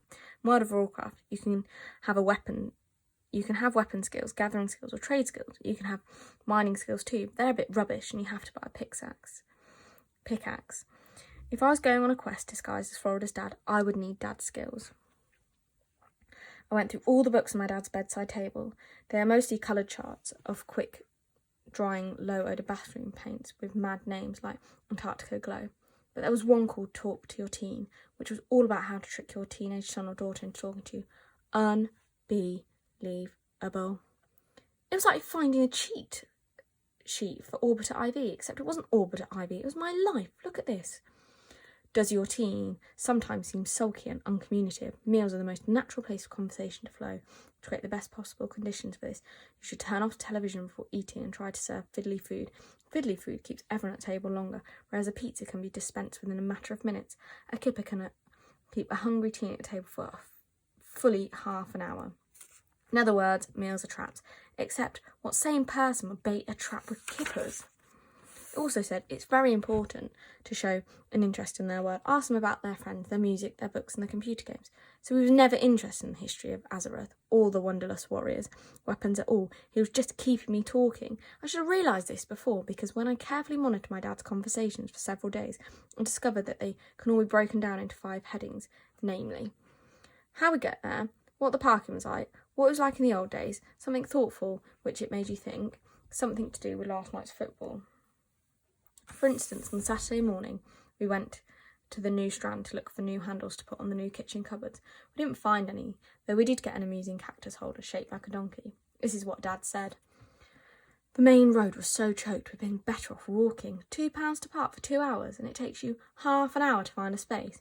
In the old days, if the shop didn't have the right door handles for your cupboard, you came home empty-handed. Nowadays, with shopping malls and what have you, if you haven't got door handles, you can buy a cactus holder. It makes you think. Are we really any happier now than when we were then? Are we happier because we've got a cactus holder? It's not like we've got a cactus. It's no good scoring lots of goals if you concede lots of goals. We need a terrifying central defender. These 5 headings apply to anything. For instance, if my dad ever did go to Azeroth, he'd probably say, "We took the deep run tram to Stormwind, Dwarven District. The tram is free. It's very reliable and you don't have to worry about parking. On the other hand, it was raided by the undead Scourge and a lot of us were killed. Luckily, my guild companions have healing powers." There was no such place as Atheros when we were little. If we wanted to play a fantasy game, we had to use sticks for swords and run around on pretend horses. The sticks really hurt. We looked stupid, but we did get lots of fresh air. Money has spoiled football. Players now spend more time advertising hair products than they do training. I felt I'd mastered level 1 of being dad. Now I had to get myself a daughter. You'll like it when you get there. The first person I thought of to be my daughter was Florida. After all, she already had extensive pretending to be Liam's daughter experience, and had gained lots of pretending to be Liam's daughter skills. On the other hand, her main pretending to be Liam's daughter experience was nearly putting her in incredible danger during the whole porch incident. So I knew I'd probably need to coax her slightly. When I tried talking to her in school, she either totally blanked me, but then she always did blank me in school, or hissed at me like an angry cobra. When I tried phoning her, calls from my number were barred. When I tried emailing and MSNing her, her messages bounced back.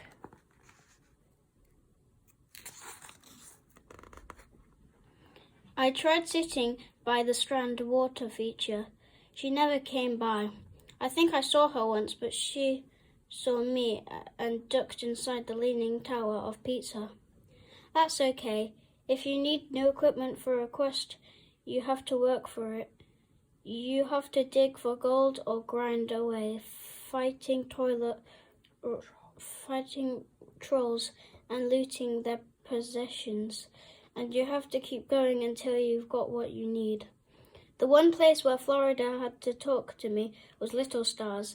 That Saturday, Lisa made us get into pairs, a boy and a girl, and asked us to be father and daughter. Florida tried to avoid me, but I came up to her and said, "You could be Bryce Dallas Howard, star of Spider-Man 3, and I'll be your father, Ron Howard, director of Apollo 13 and the Da Vinci Code." Which one was she in Spider-Man 3? She's the girl in Dr. Connor's quantum mechanics class who falls in love with him, and later on he saves her from a falling crane. That's in the film. Originally she went to the same school as him, and she was his first love, and she dies when Green Goblin throws her off a bridge, but that was just in the comics. I remember. She was blonde, and her dad is famous too. She didn't know many celebrity father-daughter combinations, and she didn't want to let this one go. Lisa was saying, "And Daddy's got his daughter a treat." It's up to you what the treat is, but the daughter really likes it. I want to see happy acting and surprised acting. I also want two people who really know each other type of acting, and for the boys, some older person acting. But don't overdo it. No old man acting. You don't have to be an old to be a dad. As soon as we started working on it, Florida said, "Okay, so you're my famous film director dad, and the surprise is a part in your new film. I'm the dad. It's up to me what the surprise is." Straight away, she was suspicious. "What is it then?" "You'll see." When it was our turn, it went like this. Florida: "Hi, Dad. How are things at the film set today?" Me: "Pretty neat, I guess. Bryce and I have a present for you." "Oh, Dad, you shouldn't have." "Wait, I know what it is. A part in your new film." "No, but you said..." "Well, it's not that. It's nicer than that. Remember, I earn lots of money by being in Spider-Man 3, so I have got particularly everything a girl could want. It's just a little holiday to a theme park, just the two of us." Florida looks puzzled. "It's a brand new theme park, one of the best rides. It's going to be the best ride in the world, and we've got an invitation," adding a whisper. "This is real, honest, I won a competition." An extremely long pause. After a while, Lisa said, "Is that it?" Florida stopped, looking puzzled and annoyed. "Dad, I can't go." "Yes, you can. It would be great. It's a once-in-a-lifetime thing. Pack your bags and come with me. Don't miss out." "I've got so much acting to do, so many commitments. I can't go. You must know that." "But this is a once-in-a-lifetime experience. It's the very first day the theme park is open. You're going to be the first person on the rides."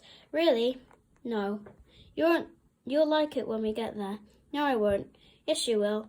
Just you and me. Together, father and daughter, like old times." "Together?" "Yeah, me and you, father and daughter. What do you think? We never spend any time together now because you're always acting and I'm always directing films." Florida. "Well, you should have said so earlier." "I can't go now." "Why not?" Another long pause. Lisa said, "Go on, Florida. Tell us why not." "Because I don't want to. I already said that. Can't you get it into your thick head? I was only trying to give you something nice. I thought you'd like to go on a holiday with your dad." "Well, I wouldn't because I'm not too busy doing other things." Lisa said the drama was very real and also very moving. I felt very sorry for the dad, who obviously wanted to spend more time with his daughter, but she was too busy to make time for him. And Liam, you were so dad-like. You really were like a real dad. Like my own dad, in fact. He was always saying I'd like it when I got there, and I'm sorry. She had to stop talking because she looked like she was crying. In the end, she did this huge sniff, looked at Florida and said, "And Florida, you were very good too. You were, ooh," and then she ran out of the room. While she was out, I tried to quickly tempt Florida with this trip. First in, first go of all the rides. Exclusive entry. No queues, free food. Why? Why did they invite you? It was a prize. I was specially selected. And why would you want me to come? Well, the prize was for a father and a child. So? For a second, she didn't seem to get it. Then it hit her. Oh, no. Why not? We used to do it all the time. Exactly. We used to do it all the time. Then we nearly had a car crash. We did not nearly have a car crash. We sat in a car, then my dad turned up. And if your dad hadn't turned up, no. She was still trying to say no when the lesson was already over, and we were hurrying through the Strand. I said, "Hey, do you want to go to the Booze and News and look at the magazines like we used to?"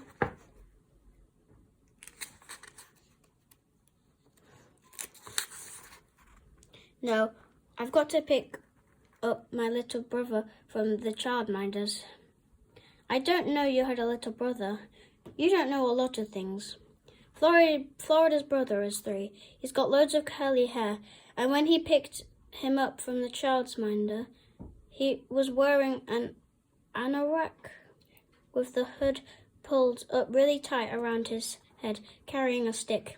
"He's a knight at the moment," said Florida. "The hood is their helmet. The stick is his sword. If I tell him you're a dragon, he'll kill you." The little boy held my hand. "What's your name?" I said to him. "Orlando. My mum and dad went there on their honeymoon, Orlando in America. That's where Disney World is, and Sea World, and the Magic Kingdom. This place I won tickets for. It's better than all those places." "How do you know?" "Because it's got this ride called the Rocket. It's the greatest ride in history of the world. Why don't you get your own dad to go?" "He doesn't want to anyway. I'm the dad. That's the whole point." Liam look. You look a bit old for your age, but I'm no one's really going to think you're my dad. I'm only 3 months younger than you, and you don't ACT like a dad. Dads don't steal fast cars. I didn't steal it, I sat in it. Anyway, I've been studying." "Liam, what are you on about?" "I've been getting dad skills. I've made a scientific study of my dad. I've copied all the playlists of his iPod onto my phone, looked Oasis, Oasis, Oasis, and Oasis. I've learned the lyrics to all their songs. I sing like a dad. Listen. What? I've been monitoring his conversation and lifestyle too, so I can talk like a dad. Want to hear? I already know what dads do talk like. Dads say, "What time will you be home? Don't be late. I'll come pick you up." She turned to face me. My dad takes an interest. He cares of me. If I go off to the theme park, he's going to notice. I buffed in. Now, I've got thought of that. Listen, I've written 2 letters. I've got them out of my little stars folder to show her. One's supposed to be from your mum to the school, saying you've got to have your appendix out. The other one, which is a proper school notepaper, is from the head of the year, saying you've been specially selected for a gifted and talented trip to the Lake District. We were turning into a corner into a little close, and a couple of lads were playing football, and Ibiza was sitting on a wall. This must be Florida's house, and I still hadn't persuaded her. She was opening the door now and letting Orlando and Ibiza in. I wondered if her dad was in, but no. He's busy, she said. Real dads are, you know. She closed the door on me. To be honest, this was proving harder than I'd expected. I gave it one last shot. I pushed the school letter through the letterbox and shouted in after it. Read it, it's brilliant.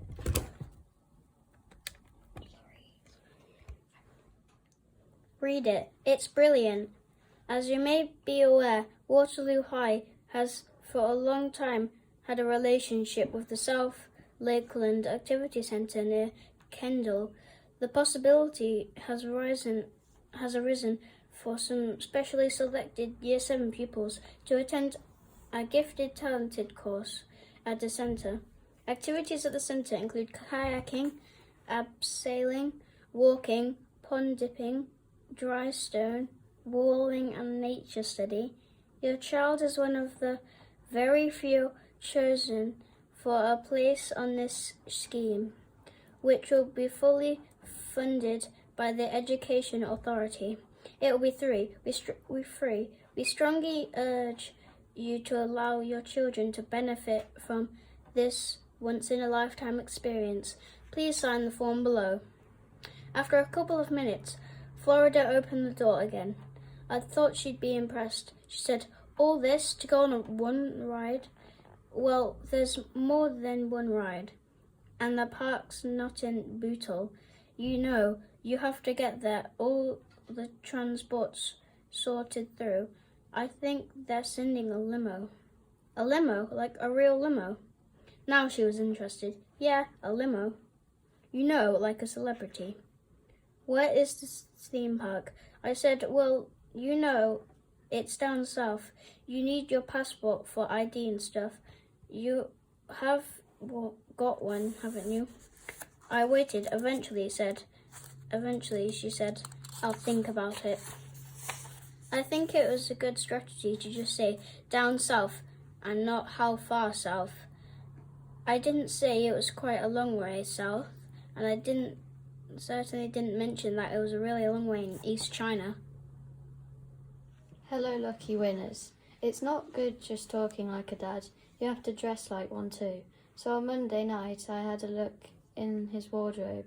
Dad wears the same jeans every day except Sunday, even though he owns 4 pairs. One pair was too tight on the waist, and one was from when he was trying to wear more interesting colours. They were an unusual shade of custard. They would have been a good buy for a chameleon planning to hide in a trifle.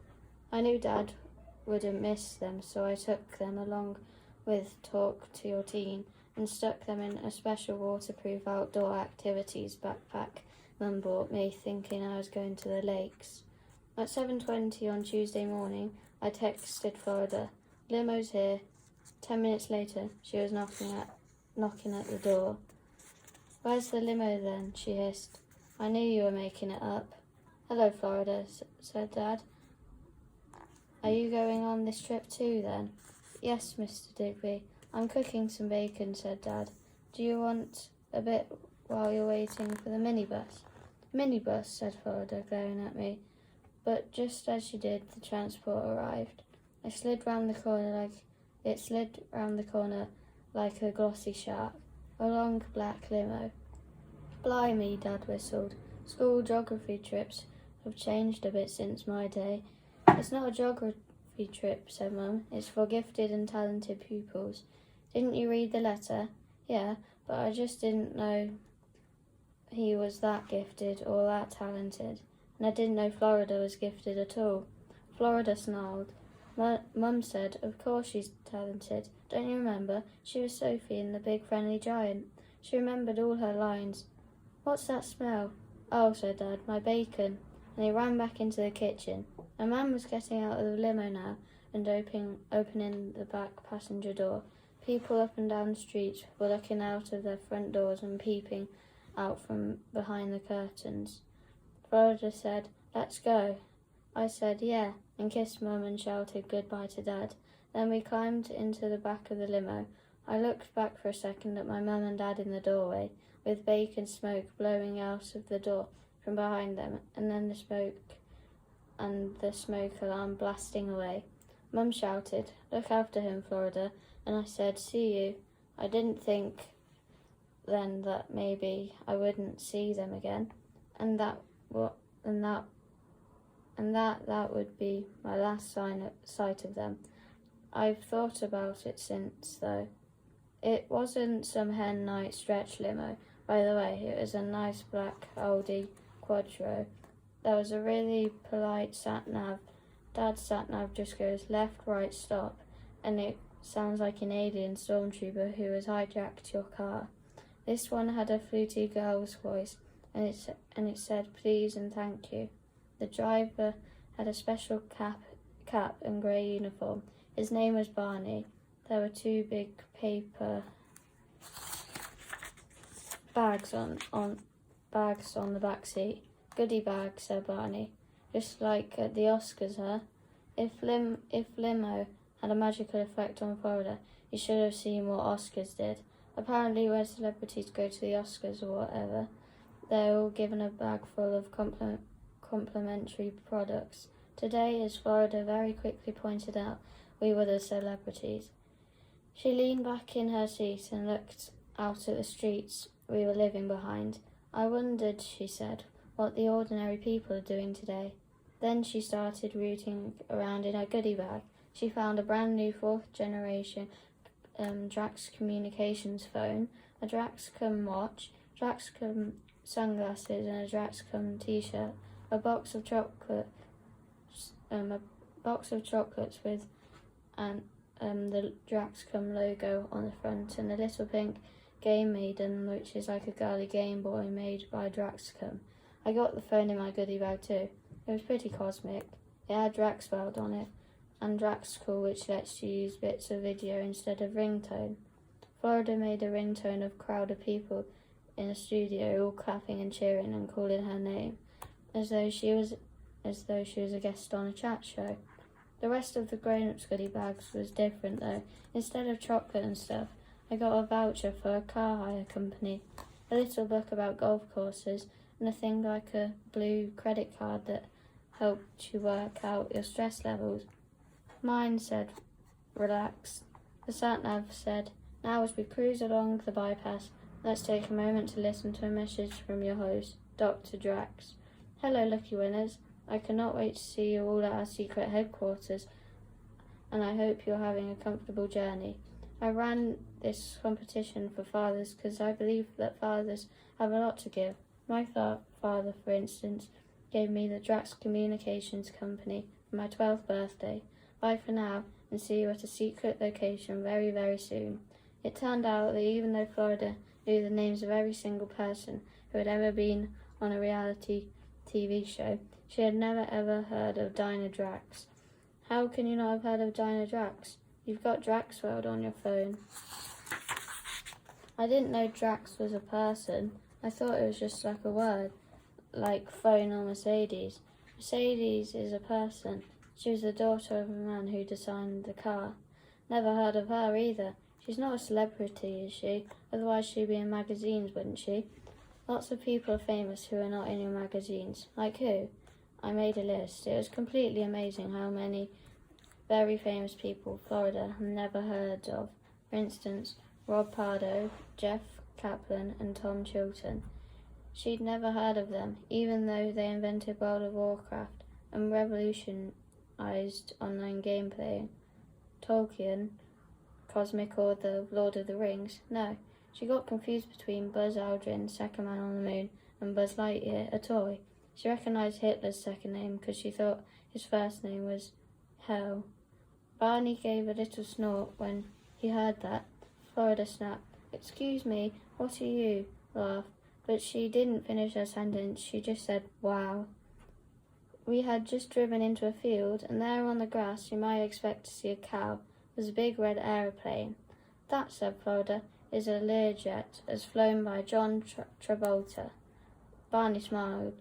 You may not know much about world leaders of the 20th century, but you're definitely up to date with celebrity transport. Whose is it? Asked Florida's. Today, said Barney, it's yours. I did think that going on a plane might make Florida suspicious about just where Infinity Park was, but she was so thrilled by the celebrityness of it all that she forgot to wonder where it was going to take her. In fact, before the car had even stopped, she was somehow standing on the steps of the plane. I said, thank you for the lift, and tried to make myself look as dadly as possible. I grabbed a newspaper out of the seat pocket and stuck it under my arm and brushed my hair forward. I definitely felt older. When I got near to Florida, she spread out her arms and grinned at me. I couldn't figure out what she thought she was doing, but then she hissed, Photo, take photos with your phone. It's what dads do. My dad doesn't. Well, mine does. He's like my own personal paparazzo. Paparazzi is where there's more than one. And he doesn't correct everything I say either. Competitive dadliness. There was a small, neat woman waiting on the steps of the plane. She had very white teeth and her hair was as smooth and black as a Playmobil. She offered Florida her hand and said, Florida Digby, so pleased to meet you. How does it feel to have one of the 4 best dads in the world? Who are you? Said Florida. I, said the woman, am Dinah Drax. Dr. Drax, the woman herself. When it was my turn to shake her hand, I got so excited I forgot to let go of it. She must have thought I was trying to get one of her fingers as a souvenir. I tried to think of something clever to say, but all I could manage was, I love your phones. A lot of people do, you know. Thank goodness. He's always going on about you, said Florida. All complimentary, I hope. I don't know. I never listened to him. Love this plane. The plane was impressive, I have to say. It didn't have rows of seats like a normal plane. It had couches and easy chairs and little tables. There were 3 children down at the front and Galaxy Trader playing on a big video screen and 3 dads at the back on the couches. Maybe Florida would like to go and play with the other children while I introduce you to the other dads. Okay. You can let go of my hand now, Mr. Digby. Sorry, I hadn't known until then that Dinah Drax was Chinese. Drax isn't her real name. Her real name means something like victorious over life's tribulations, but she's changed it to Drax because victorious over life's tribulations didn't fit on the side of a phone. She took me to the back of the plane where the dads were sitting around. One of them were a skinny man with a big fat book about prime numbers. Now I thought I knew all about prime numbers because of being gifted and talented, etc. But what I know about them comes to about a page. This book was at least 1,000 pages long, and he nearly finished it, so it was roughly 1,000 times cleverer than me. He looked up from the book and smiled. I'm Samson 2's father, he said. He pointed over to Samson 2, who was sitting next to Florida, also reading a big fat book. I'm Liam, I said. And before I could ask him why Samson 2 had such a weird name, he said, and my name is Samson 1. I am from Waterloo, he said. I'm from Waterloo too, I said. But not the one with the neighbouring jungle, the one on the bypass. He went back to reading the book. The next dad had a bald head and a nice blue suit. He gave me a card with his name and phone number on it and pointed to a boy who was hogging the game's console. That dear lovable boy, he said, is my son, Hasan Xanadu, and I'm his father, Adam. You can call me Eddie. A man with very short hair and a big chest gave me a nod and said, Martinet at your service. He took my hand and gripped it so tight that I wasn't sure whether he was greeting me or trying to initiate an armed combat. I'm the father of Max. Max, greet the gentleman. At the far end of the plane, a boy with exactly the same haircut as Mr. Martinet jumped up and gave me exactly the same nod. Max is short for Maximum, said his dad, which is what Maximum is. He's the Maximum Martinet. My name's Liam Digby, I said. Please call me Liam, he said. Please call me Monsieur Martinet. Okay, I said. I'm Florida's father. That was the first time I'd ever said it out loud. I could feel everyone looking at me. Any minute now, I thought one of them was going to say, no, you're not. You're 12. So I said the most convincingly dadly thing I could think of. I said, anyone watch the game last night? They all answered at once. They need to buy a big defender, said Eddie Xanadu. The back four lack discipline, said, please call me Monsieur Martinet. The laws of probability say that you can't win the Champions League just on goals. Preventing opposition goals is equally important, said Samson 1. So easy, I hadn't even seen the match. I didn't even know if there was a match. I just seemed to have a natural talent for being a grown-up. Well, said Dr. Drax, smiling, I must fly. That's my little... Well, said Dr. Drax, smiling, I must fly. That's my little joke, by the way. I do fly the plane myself. I find it's the best way to keep our destination top secret. I'm not much of a pilot, but I'm sure I'll pick it up as we go along. Everyone stared at her. Another one of my little jokes, she laughed. Caught you all again. In fact, Daddy gave me my first flying lesson when I was still small enough to sit on his knee. I'm really rather a good pilot. And off she went to the cockpit.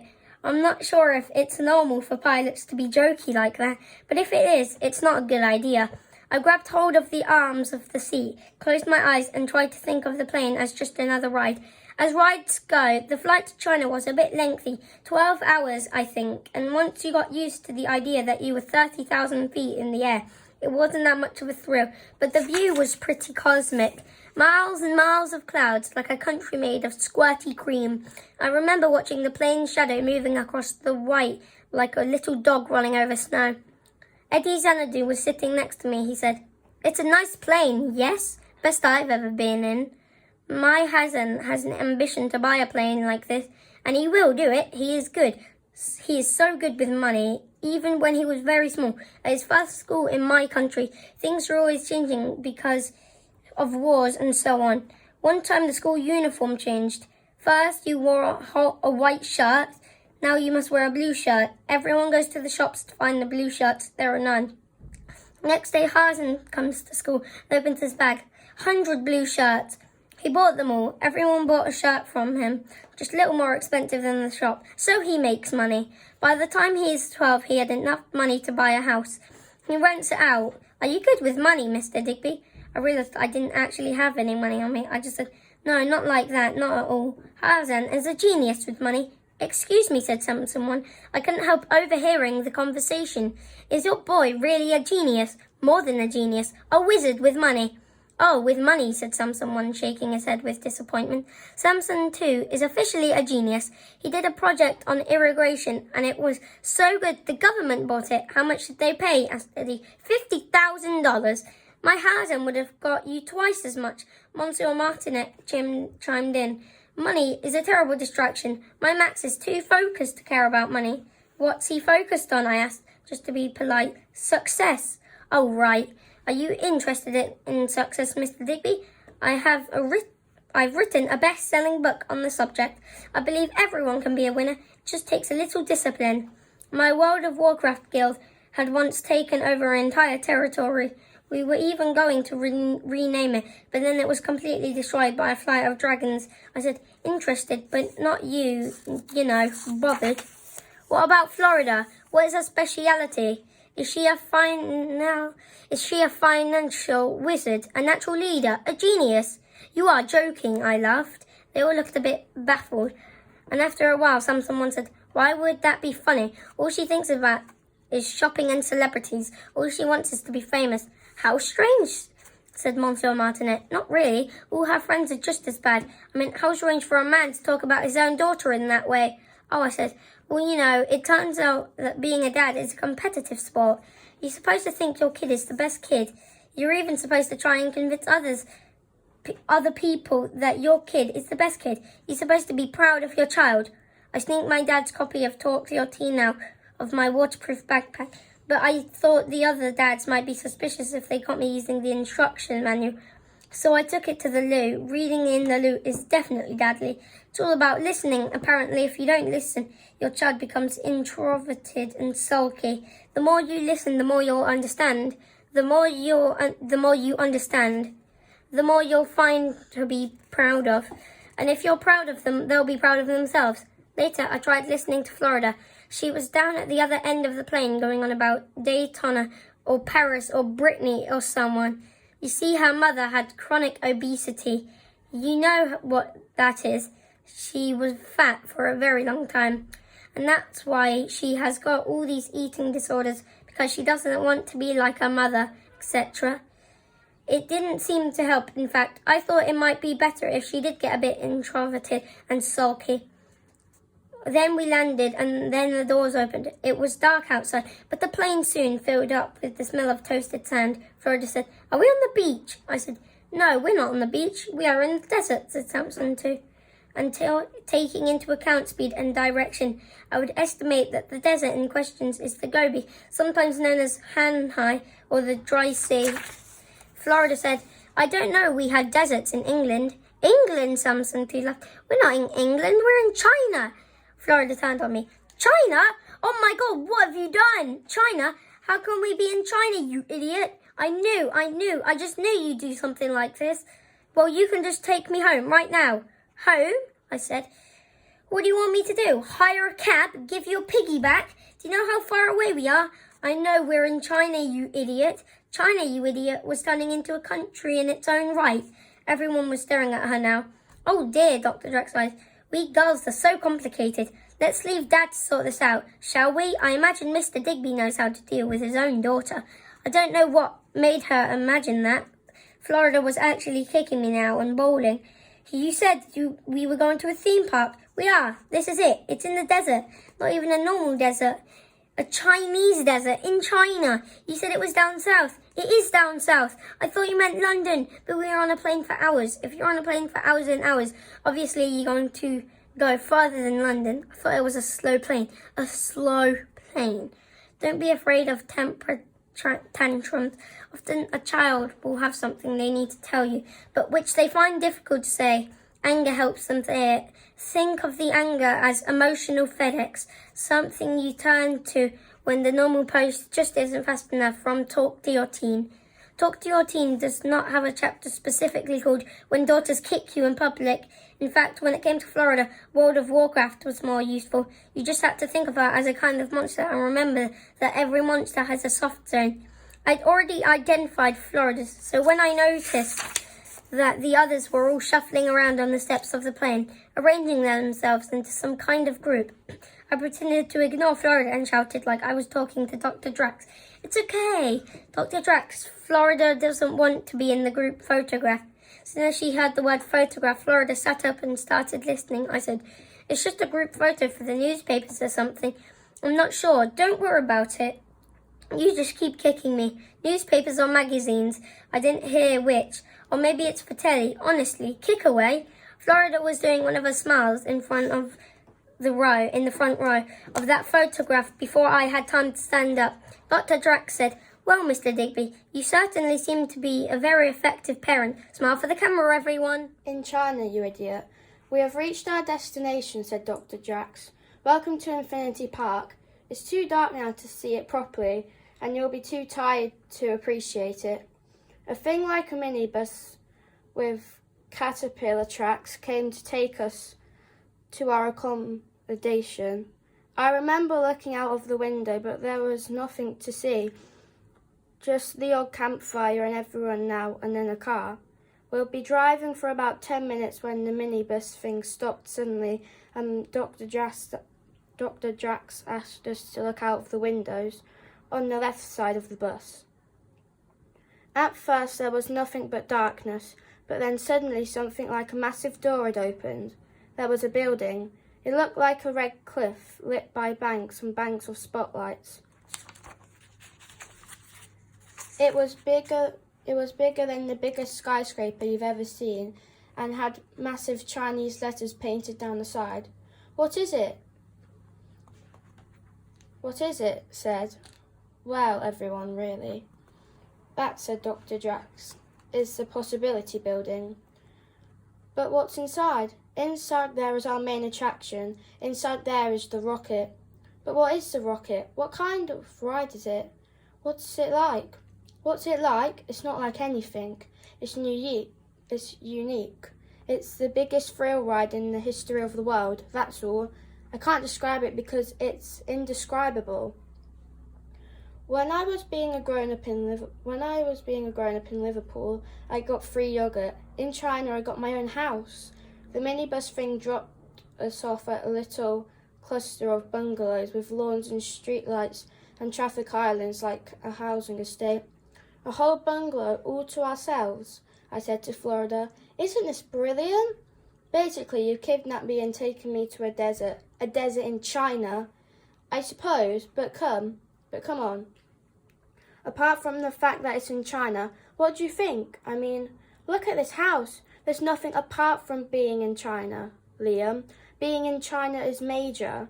The house was mostly one big open room with a kitchenary bit at one end and two huge couches at the other, and a weird kind of little garden full of cacti in between. And, said Florida, looking all around, it's got no telly. Well, maybe we could ask for a telly. Anyway, it's probably good that we haven't got one because we're supposed to get up early in there. Florida had found a little panel of buttons in the arm of the couch. When she touched one, the whole living room wall turned blue and started to hum, and then a picture appeared with sound. The television was an entire wall of the living room. Now this, said Florida, is good. We both flopped on the couch. We were hypnotized. It was an amazing event.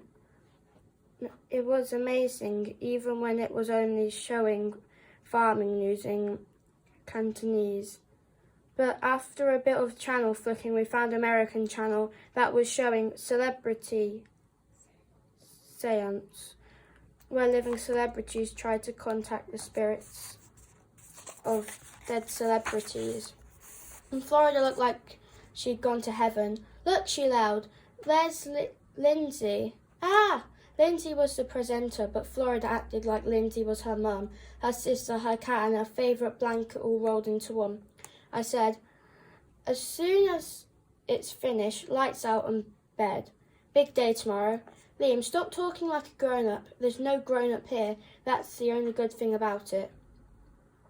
But I'm supposed to be your dad. That's the whole point. I've got to act the role of your dad, so I'm getting into character, like Lisa said. If you're going to be a dad, be like my dad, not like yours. Get me presents, ice cream, and don't sit there telling me about history and stuff. Do you know what time it is? Isn't it a bit late for ice cream? It would be if you're a real dad, but you're not. You're a kid, I'm a kid. We can do whatever we want. If we want ice cream for supper, we can have ice cream for supper. And apparently we did want ice cream for supper. Luckily, there were buckets of ice cream, including Chocopocalypse flavour in the freezer. Florida took it back to the couch and sat there in front of the telly. Every few seconds, she poked her spoon in. And if we want to watch the telly all night, she said, we can. Yeah, but. Not yeah, but. Just yeah. While she was busy with ice cream, I sneaked out and had another look to talk to your teen and found a bit about how they lay down ground rules and make sure your teen has barriers. I was just going to see a few barriers in place when Florida yelled, "Liam, come look at this!" She discovered that you could send pictures from her Drax phone to the big screen. She made me a video of her doing acceptance speech and then project it on the wall. I want to thank my mum and especially my dad. I hope you're proud of your little princess now, she said, and I hope together we can end global warming, poverty and stuff. It looked wobbly but convincing on the big screen. I said, "What exactly are you accepting? An award. For what? For being famous." I went to get a drink out of the fridge and found some little bottles of water shaped like rockets with fins and a pointy bit at the top. They were perfect weapons for a water fight. I stuffed 3 in each pocket, tiptoed back to the living room and squirted Florida. She shrieked and ran after me. I threw a bottle just to make it fair, and we had this excellent water fight all over the house. I hid behind the couch, hoping to ambush her. I must have fallen asleep there because the next thing I knew, the phone was ringing. "This is your alarm call," it said. "Please join your party in the car park of the Possibility Building at 8 a.m. I picked my way through the discarded ice cream buckets and over the soaking wet floors and eventually found Florida curled up asleep in the cupboard with cleaning stuff. I woke her. She wasn't happy and went to get changed. I emptied my bag on my bed so I could sort everything out. There was some Warcraft notes in an unexpected envelope which turned out to be I contain a photograph of me, Mum and Dad, on my first communion day. Mum must have sneaked in there. Dad's broken Sir Christopher statue was at the bottom of the bag. He must have sneaked that in too. He'd obviously be worried about me going to the Lake District on my own. I brought it with me into space. It's standing on the top of multifunctional display, just like it used to stand on the dashboard of his taxi. If my dad could see it now, he would really be worried. Through word of the century.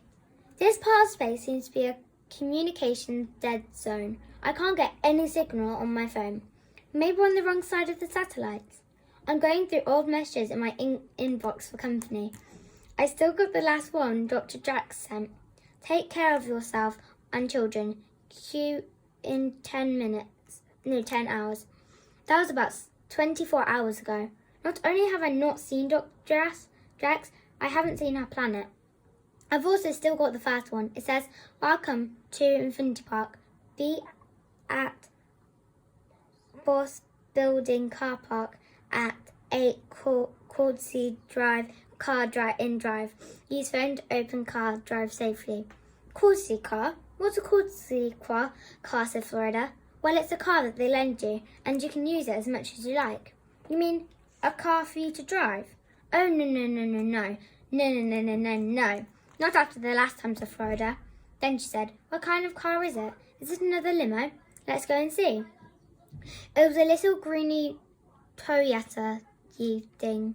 It looked like a big toy, really. I put my hand out to touch it. "Liam," said Florida, "we can't." "No, we can't. You're right. Except what?" "Except I'm supposed to be a taxi driver." "Oh, so I've got to pretend I can drive." "Liam, you can only pretend you can drive in a pretend car. In a real car, you'll have a real accident and get us really killed." "It doesn't look that dangerous. I mean, it's a lot less dangerous than the Porsche did. And the text said you open it with your phone." I pointed the phone at it, and the headlights blinked, and all the doors popped open. Then a roboty voice from the dashboard said, "Climb aboard, Liam Digby. You have to admit, this was interesting. You can't really blame us for getting inside the car. It would have been rude not to." As soon as we were in the seats, the car spoke again. "Hi, Liam. Hi, Florida," it said. "This drive should take 15 minutes. Don't forget to fasten your seatbelts." And without us doing anything, the engine started up.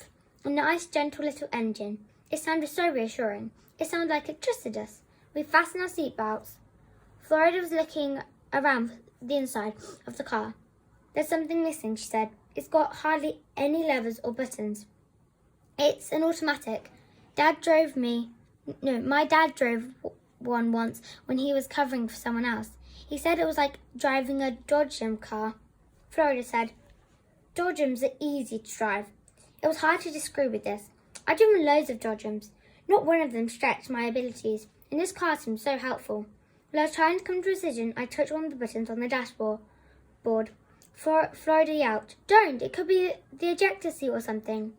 The windscreen wipes started banging over and back across the windscreen. We both laughed. At least we knew what one of the levers were for. And the one with the picture of the headlight on was probably the headlights. So the one with the numbers on must be the one to make it go. I pushed it down one notch very gently, and the noise in the engine changed to an angry roar. And the sat-nav said, That's my accelerator. Don't forget my handbrake. It wasn't even me. It was Florida who found the handbrake and slipped it. The car rolled forward, purring. Suddenly there was a different noise, a big honking noise, and some squealing and lights flashing. Another car was driving up behind us when we pulled out. Other cars. I'd forgotten about other cars. This one swerved out past us and honked us again. Another one squealed and honked just behind us.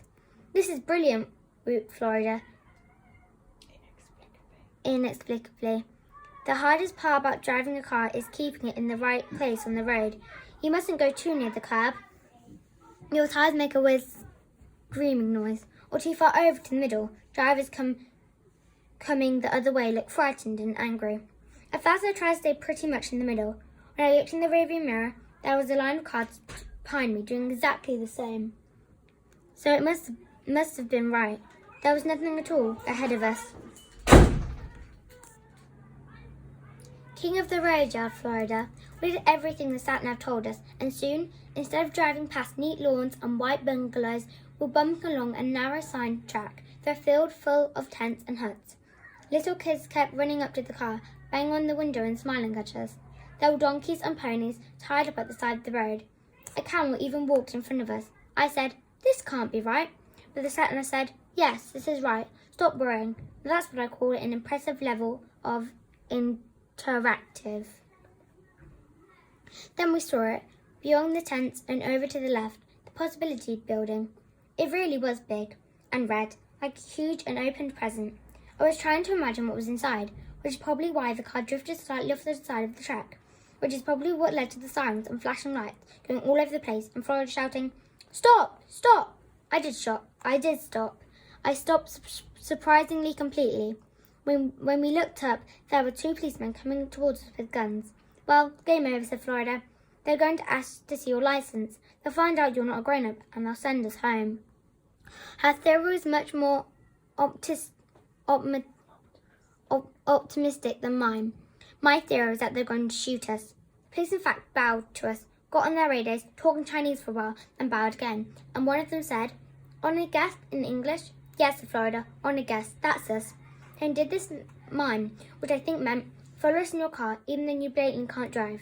And they led us all the way to the Possibility Building car park.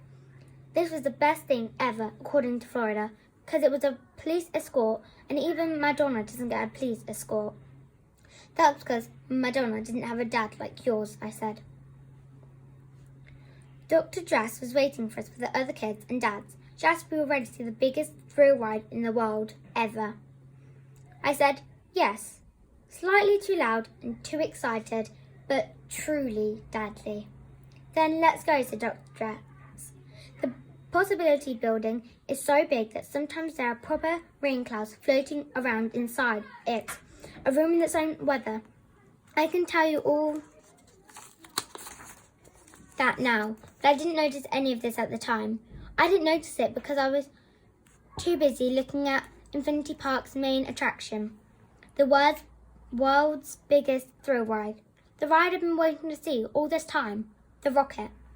In front of me and above me, way, way, way above me, because the rocket goes all the way past the interior clouds to the roof. And the reason this ride is called the rocket is that it is a rocket, a real rocket, a blue rocket, a massive rocket, of the one going to space kind. It was so massive that at first we couldn't tell it was a rocket. It looked like a wall of metal pipes and panels. We wouldn't take it in. We all looked up and then looked down, as they were a bunch of scanners trying to upload a message. Samson too seemed to have the fastest processor. "It's a rocket," he said. "Yes," Dr. Drax smiled. "It's my rocket." How good is that sentence? It's my rocket. Like it's my lunchbox or something. Of course, we have been making rockets here in China since Feng Chisen invented gunpowder in the year 1970. At first, they were used to fire arrows. They had names like Swarm of Bees or 5 Leaping Tigers, but the rocket has a different purpose. It's called the Infinity Possibility, and she said, turning to the kids, "I'm giving it to you. I'd like you to think of it as a present. From my generation to yours. I'm not going to ride in it, but you are." "When you say ride in it," said Samson 1, "do you mean ride in it? To space?" "Yes, the biggest thrill ride of all time is a ride to space. I'm sorry to have been so secretive about this. It was only because it's a secret, and we want to keep it that way. Any questions?" Monsieur Martinet said, "You want to send our children to space?" "For just a few hours. The rocket will pop up to space, do a simple little job, and then pop down again." She made it sound like an elevator. As thrill rides go, it's the ultimate. Everyone agreed. Dr. Drass went on, "Most thrill rides have a height requirement. This one will need a bit more. You'll have to pass the medicals, and you'll need to change. But we're going to be astronauts," said Samson too. "In fact, here in China, the world is tachyonaut." "Yes, you are all going to be tachynauts, with parental permission, of course." All the kids looked round at their dads for permission. I even looked round for mine. Then I remembered that mine wasn't there. I was the dad this time.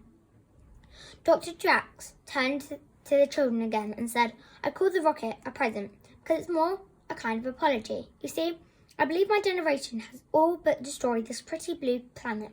I hope I'm wrong, but if I'm not, then the only hope for humankind might be for us to start again somewhere else. Just because we've destroyed Earth, that doesn't mean it's the end of the world. There are millions and millions of stars in the universe. There are probably even millions of planets like this one. Every bit as good as this one. It's just a matter of finding one. If we're going to do that, then we're going to have to make some long journeys that might take years. And if a journey is going to take years, you better have a young crew, that they'll still be strong and useful when they arrive, and that is what Infinity Park is all about. I want it to be a place that will inspire young people like you to want to work in space. In fact, if they come to the park, some of them will be able to go into space. Just for a little while. This is the prototype. You will be the first children in space." Then she said, "Any questions?" Florida's hand shot up. "Does that mean we're going to be famous?" she said. "Maybe, but not yet. As I said, this mission is a secret. Our little secret." "How famous?" Well, world famous, I suppose. Maybe, as long as everything goes to plan." Florida was bouncing on the balls of her feet with sheer happiness. She put her hand up again. "Florida, I love this colour," said Florida, pointing at the rocket. "What do you call it?" "I call it blue," said Dr. Drax. "I think most people do. But there's blue and blue. This is a lovely shade. Perhaps we call it rocket blue. Next question?" The next question was from Samson too. "Could we call it ballistic blue?" Ballistic is the science of rockets, and ballistic blue has a nice alliteration quality. "Very nice," smiled Dr. Drass. "Next question." Hazan said, "That's a lot of paint. Does the supply offer you a good discount for placing such a large order?" "Does anyone have any questions that are not about the paintwork?" said Dr. Drax. No one did. "In that case, one of our engineers will now show the children around the rocket, while we grown-ups get down to the paperwork. Rather a lot of forms to fill in for this trip, I'm afraid. Surprisingly difficult to get insured for a flight into space, especially even though this one is extremely safe, completely safe. Almost." So you could see that Dr. Drax was disappointed that she thought the children had sort of missed the point. go on about the pain like that. But that's what kids do when big things come up. We focus on little things, like the children sleeping in this rocket now. They're not dreaming about planet Earth. They're dreaming about how their own little bedrooms. I had a different reaction to the rocket. I wasn't interested in the plane. I had one thought, one big damp thought, namely, I am not going to space. The children are having the thrill ride of the century, and we, the grown-ups, are going to sit around and watch and maybe video them or something. Come along, children, said Dr. Trask as the kids all climbed onto the escalator platform at the side of the rocket. I said, but we can see around the rocket too, can't we? I'm afraid not, Dr. Jack smiled. I want the children to get used to being together without their daddies. After all, they won't have their daddies in space. That's right, because I am not going to space. Florida Kirby is going to space. That's exactly the one way round. It's supposed to be more fun being a grown-up. That's why I swapped being a kid for being a dad. What's the point in forfeiting your childhood if all you get for it is filling in forms?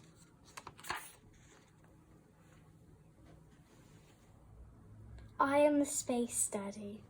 When I realised I'd gone all the way to the Gobi Desert just to watch Florida Kirby going to space, I felt like I'd died.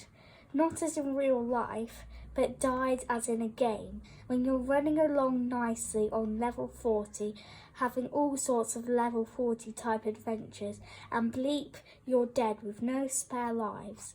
And you have to go right back to the beginning and go through all the boring bits all over again. While Florida and the other kids were looking around a real rocket, we dads had to sit down and fill in forms full of questions about our children. I can't believe how much parents are supposed to know their kids, like their date of birth, for instance.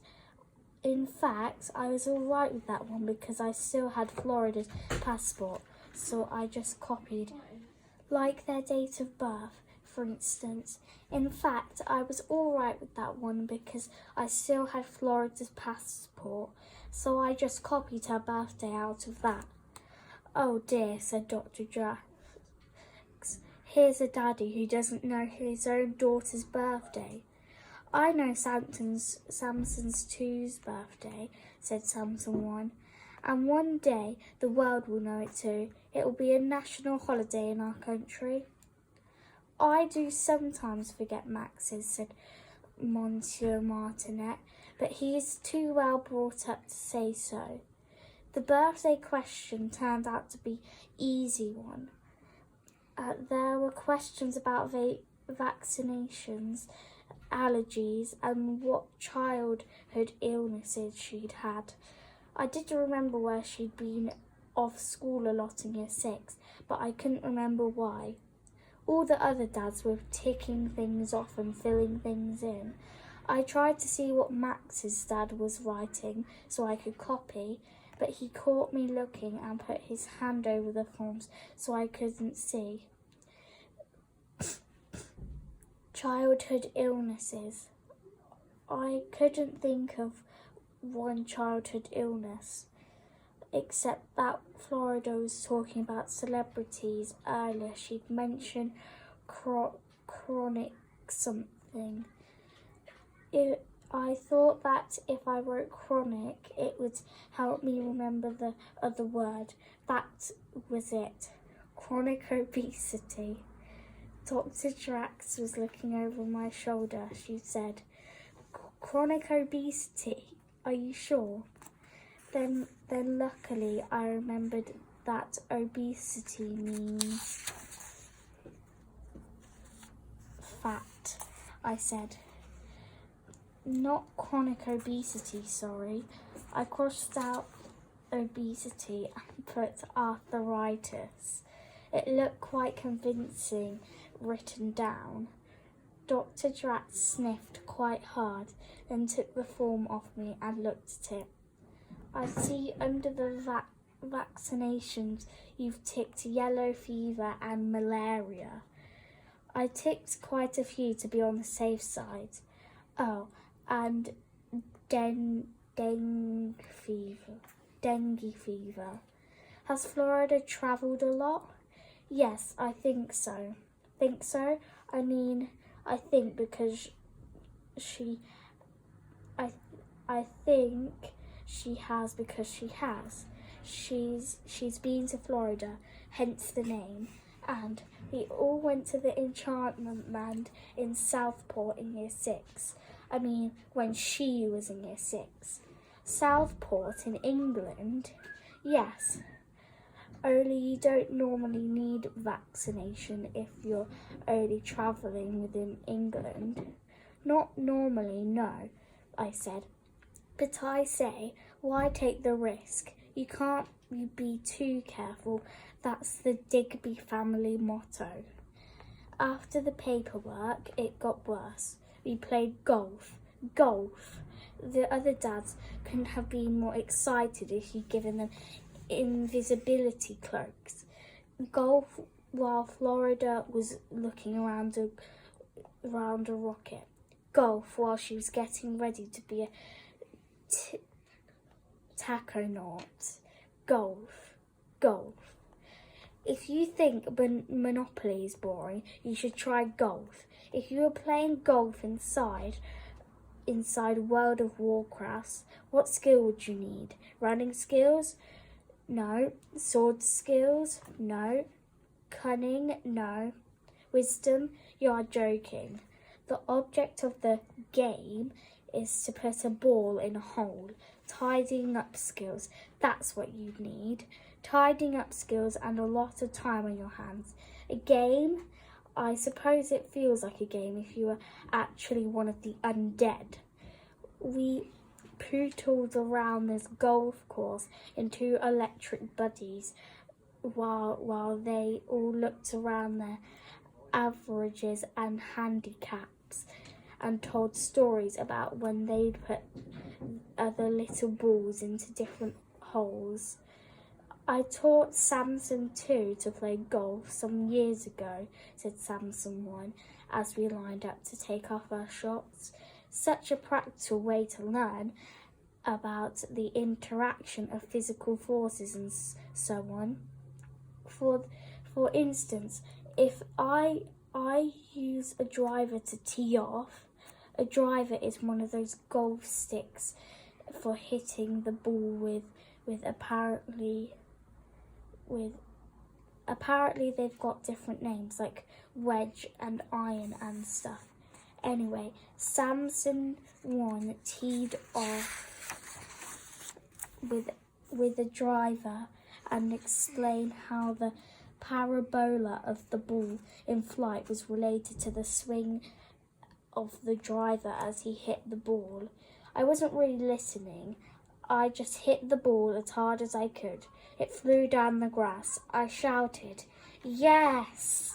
The others just stared at me, and Monsieur Martinet said, "Why are you so happy?"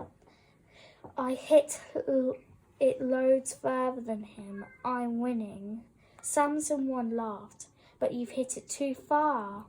It's gone past the hole and into the rough." I had sort of assumed that the point of the game was to hit the ball as far as you could. I hadn't known about the holes. Extraordinary, said Monsieur Martinet. That one could reach adulthood without knowing how golf is played. I said, "Yeah, but do you know how World of Warcraft is played? I bet you don't." Monsieur Martinet sort of squinted, then said, "Golf is a game that teaches many of the qualities needed for success. For instance, decision-making and attention to detail. Computer games, on the contrary, are for idiots." "Or teenagers," said Eddie Xandu. I realised I said the wrong thing. I tried to recover a bit of ground by saying, "Let's see if you do better then."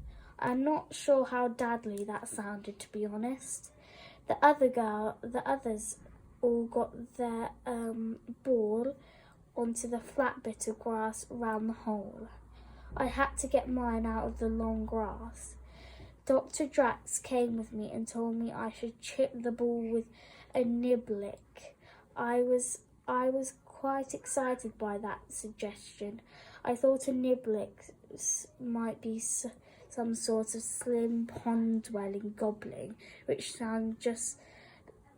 is what it sounds like. Disappointingly, it's just another golf stick. It does work though. I knocked the ball straight up into the air and it plopped down onto the green bit. Well done, said Dr. Drax. There's no feeling on earth as satisfying as dropping the ball just down like that. Maybe not on Earth. I bet there's much better feelings in space though. Yes, she said. You've certainly given your daughter a great opportunity. Yes, I've given Florida a great opportunity, and I've given myself a niblick. The other dads were all lined up, ready to tee off again. Samson One drove his ball down the fairway in another lovely parabola. I kept hold of my niblick. Oh, you can't tee off with a niblick, smiled Dr. Drax. I'm not teeing off. I chipped the ball into the back of the golf buggy. Now look what you've done, snarled Monsieur Martinet. I've done, I said, a stroke of genius. When you drive up onto the green in the buggy, my ball will just go up to the green in the back of the buggy and I'll just chip it out again. You can't do that. You can't send your ball around the golf course in a car. Why not? The rules. Golf has rules, lots of rules. That's the beauty of the game. Samson One said, logic says he can. If we think we can go off of the gold buggy as a hazard, well then, balls do go into hazards and traps and ponds and so on. When you say hazard to normal people, they think of an ice on the road or fog or sudden invasion of night elves. Golfers think you mean sand or puzzle with a duck in it. Hazard, said Monsieur Martinet. Do not get up and take the balls right up to the hole, do they? No, but you can't interfere with the hazard. And if this hazard happens to be heading to the green, then the ball will have to go with it. You could tell that Monsieur Martinet was unhappy about this by the way he started waving his five iron round his head and yelling about how childish I was. I'm childish? I'm not the one getting all stressed about a game. Honestly, grown-ups talk about teenagers spending too much time online and taking games too seriously. A game of golf seems to take about 3 years, and they talk about like it's the next stroke is going to save the world. Yes, childish. What kind of father are you? No wonder your daughter is so complicated when you have so little regard for rules. I looked at him. He really thought he was a level 40 monster and I was some sort of level 7 baby warrior who'd run away if he snarled at me. But I had my mental elixir. I let it fill my brain, then I engaged. So you think you're a good dad? What kind of parent lets his child go off into space while he plays golf? Monsieur Martinet looked a bit confused when I said that, and so did the other dads, until Dr. Drax said, aren't you doing exactly that, Mr. Digby? Well, yes, I was, but I knew my dad would never do that, let alone my mum, I said. In my school, my child's school, When they go on a trip, a responsible parent goes with them, even if it's only to the museum or the art gallery. In the new Strand shopping centre, you're not even allowed to go into the newsagent without an accompanying adult. Why aren't you doing that here? You mean like to go to space with the children? Asked Dr. Drax. Yes, of course I would. But they were all staring at me. Monsieur Martinet rolled his eyes and muttered, "Of course he should be with the children. He is a child, tall but a child." Dr. Drax held her hands up. "I think," she said, "I am having one of my great ideas." He waited to see what it was. "A daddy in space. I will send one of you to space, but which one?" I said, "Me, I'll go." "Don't be ridiculous," snarled Monsieur Martinet. The job needs a real leader. I'll go."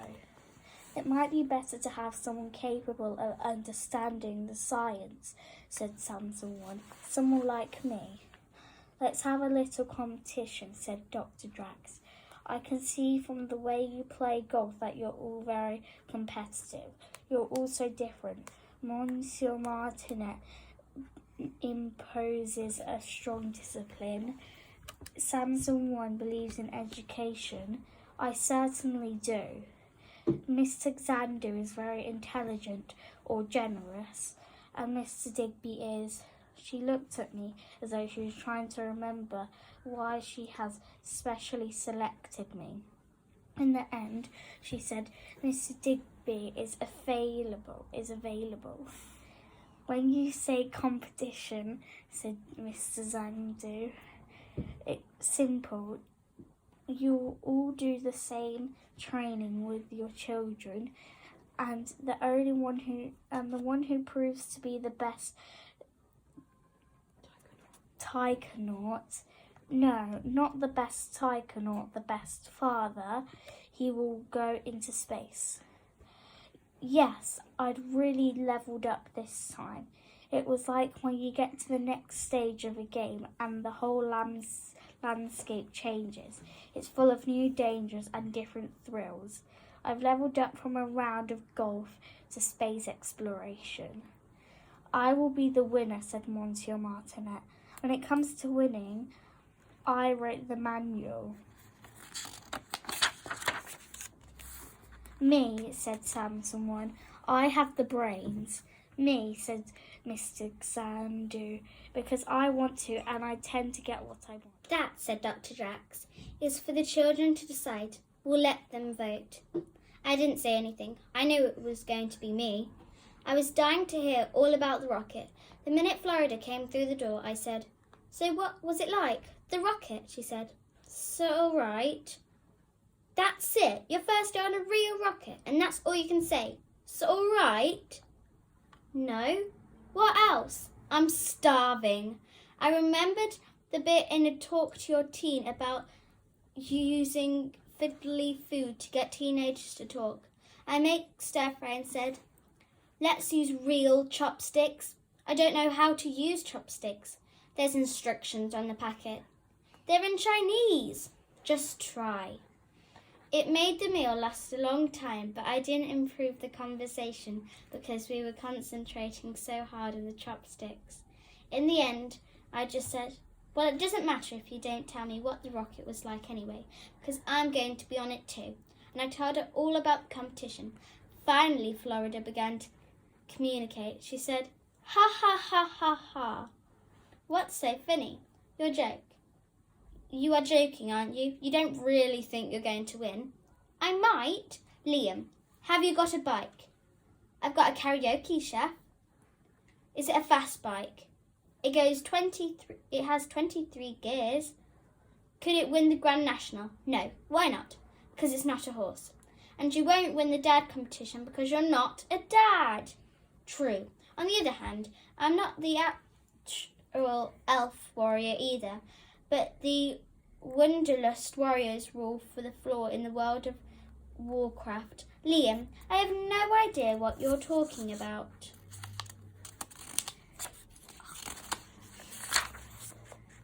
I'm saying pretending sometimes works, like a little stars. Okay, so help me pretend to be your dad. All you have to do is call me Dad. Okay, I'll call you Dad. Thanks.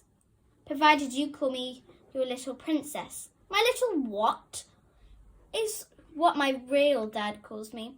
I miss being called princess. Please. I'll try. The Ice Cream Man of the Gobi Desert.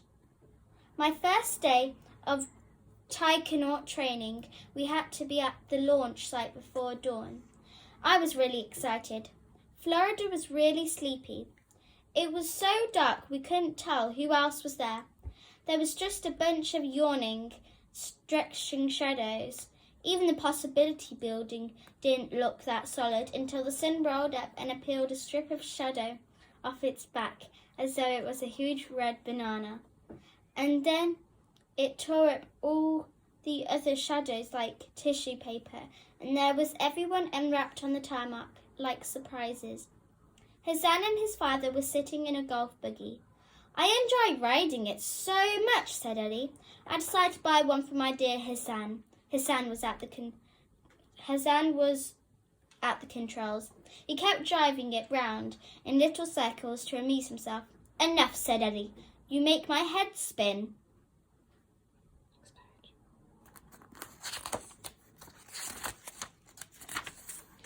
Mansour Martinet was wearing a t-shirt that said, Vote Martinet. I think Samson once saw me looking at it because he smiled at me and then rolled his eyes.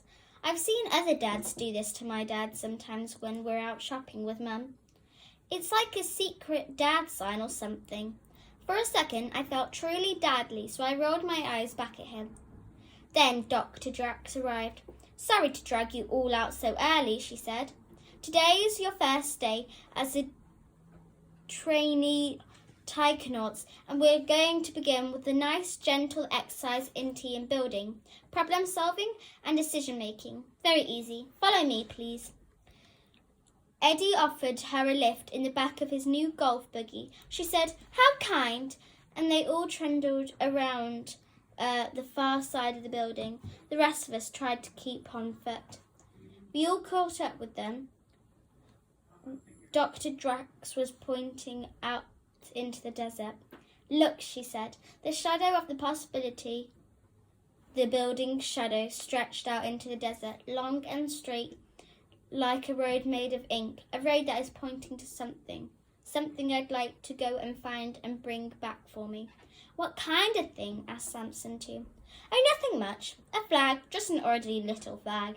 It should be easy enough to spot. There's nothing else out there. All you have to do is follow that shadow.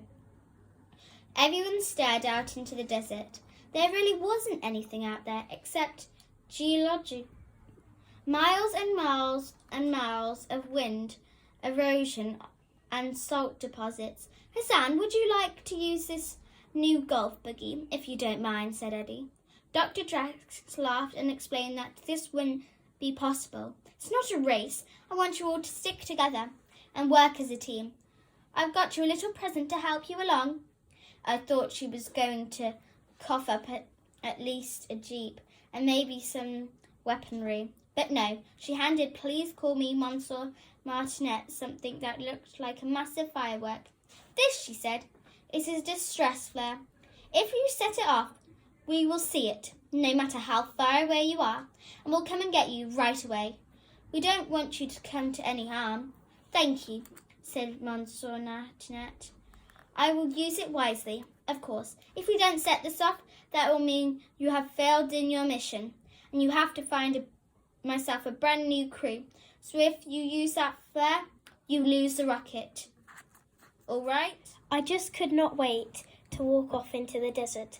The others weren't so keen. Samson wanted to go and protect clothing, water, sunblock hats, and what if he takes longer than a day, said Eddie. Maybe we could get tents and tinned food and plates, because when you eat on the beach, sand gets into your food. It must be worse in the desert. This is turning into a shopping trip, said Florida. I love it, I said. Can't we just go now?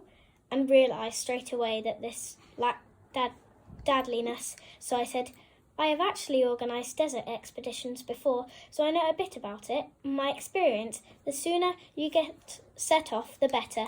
Everyone stared at me. You organised a desert expedition before, said Monsieur Martinet. I thought you were a taxi driver before. This was before I was a taxi driver. You never told me that before, Daddy, said Florida with a big phony smile. A desert expedition? Honest? Yeah, so let's go. I really think we ought to repair, said Samson 1. In fact, said Samson 2, Mr. Digby may have a point. The only clue we have about the location of the flag is that it lies somewhere on the line of the building's shadow. At the moment, just after dawn, the shadow is at its longest. As the day goes on, the shadow will get shorter. We have less shade and less information. That, I said, is completely what I was saying. Let's go. Inside the shadow, it was surprisingly cold.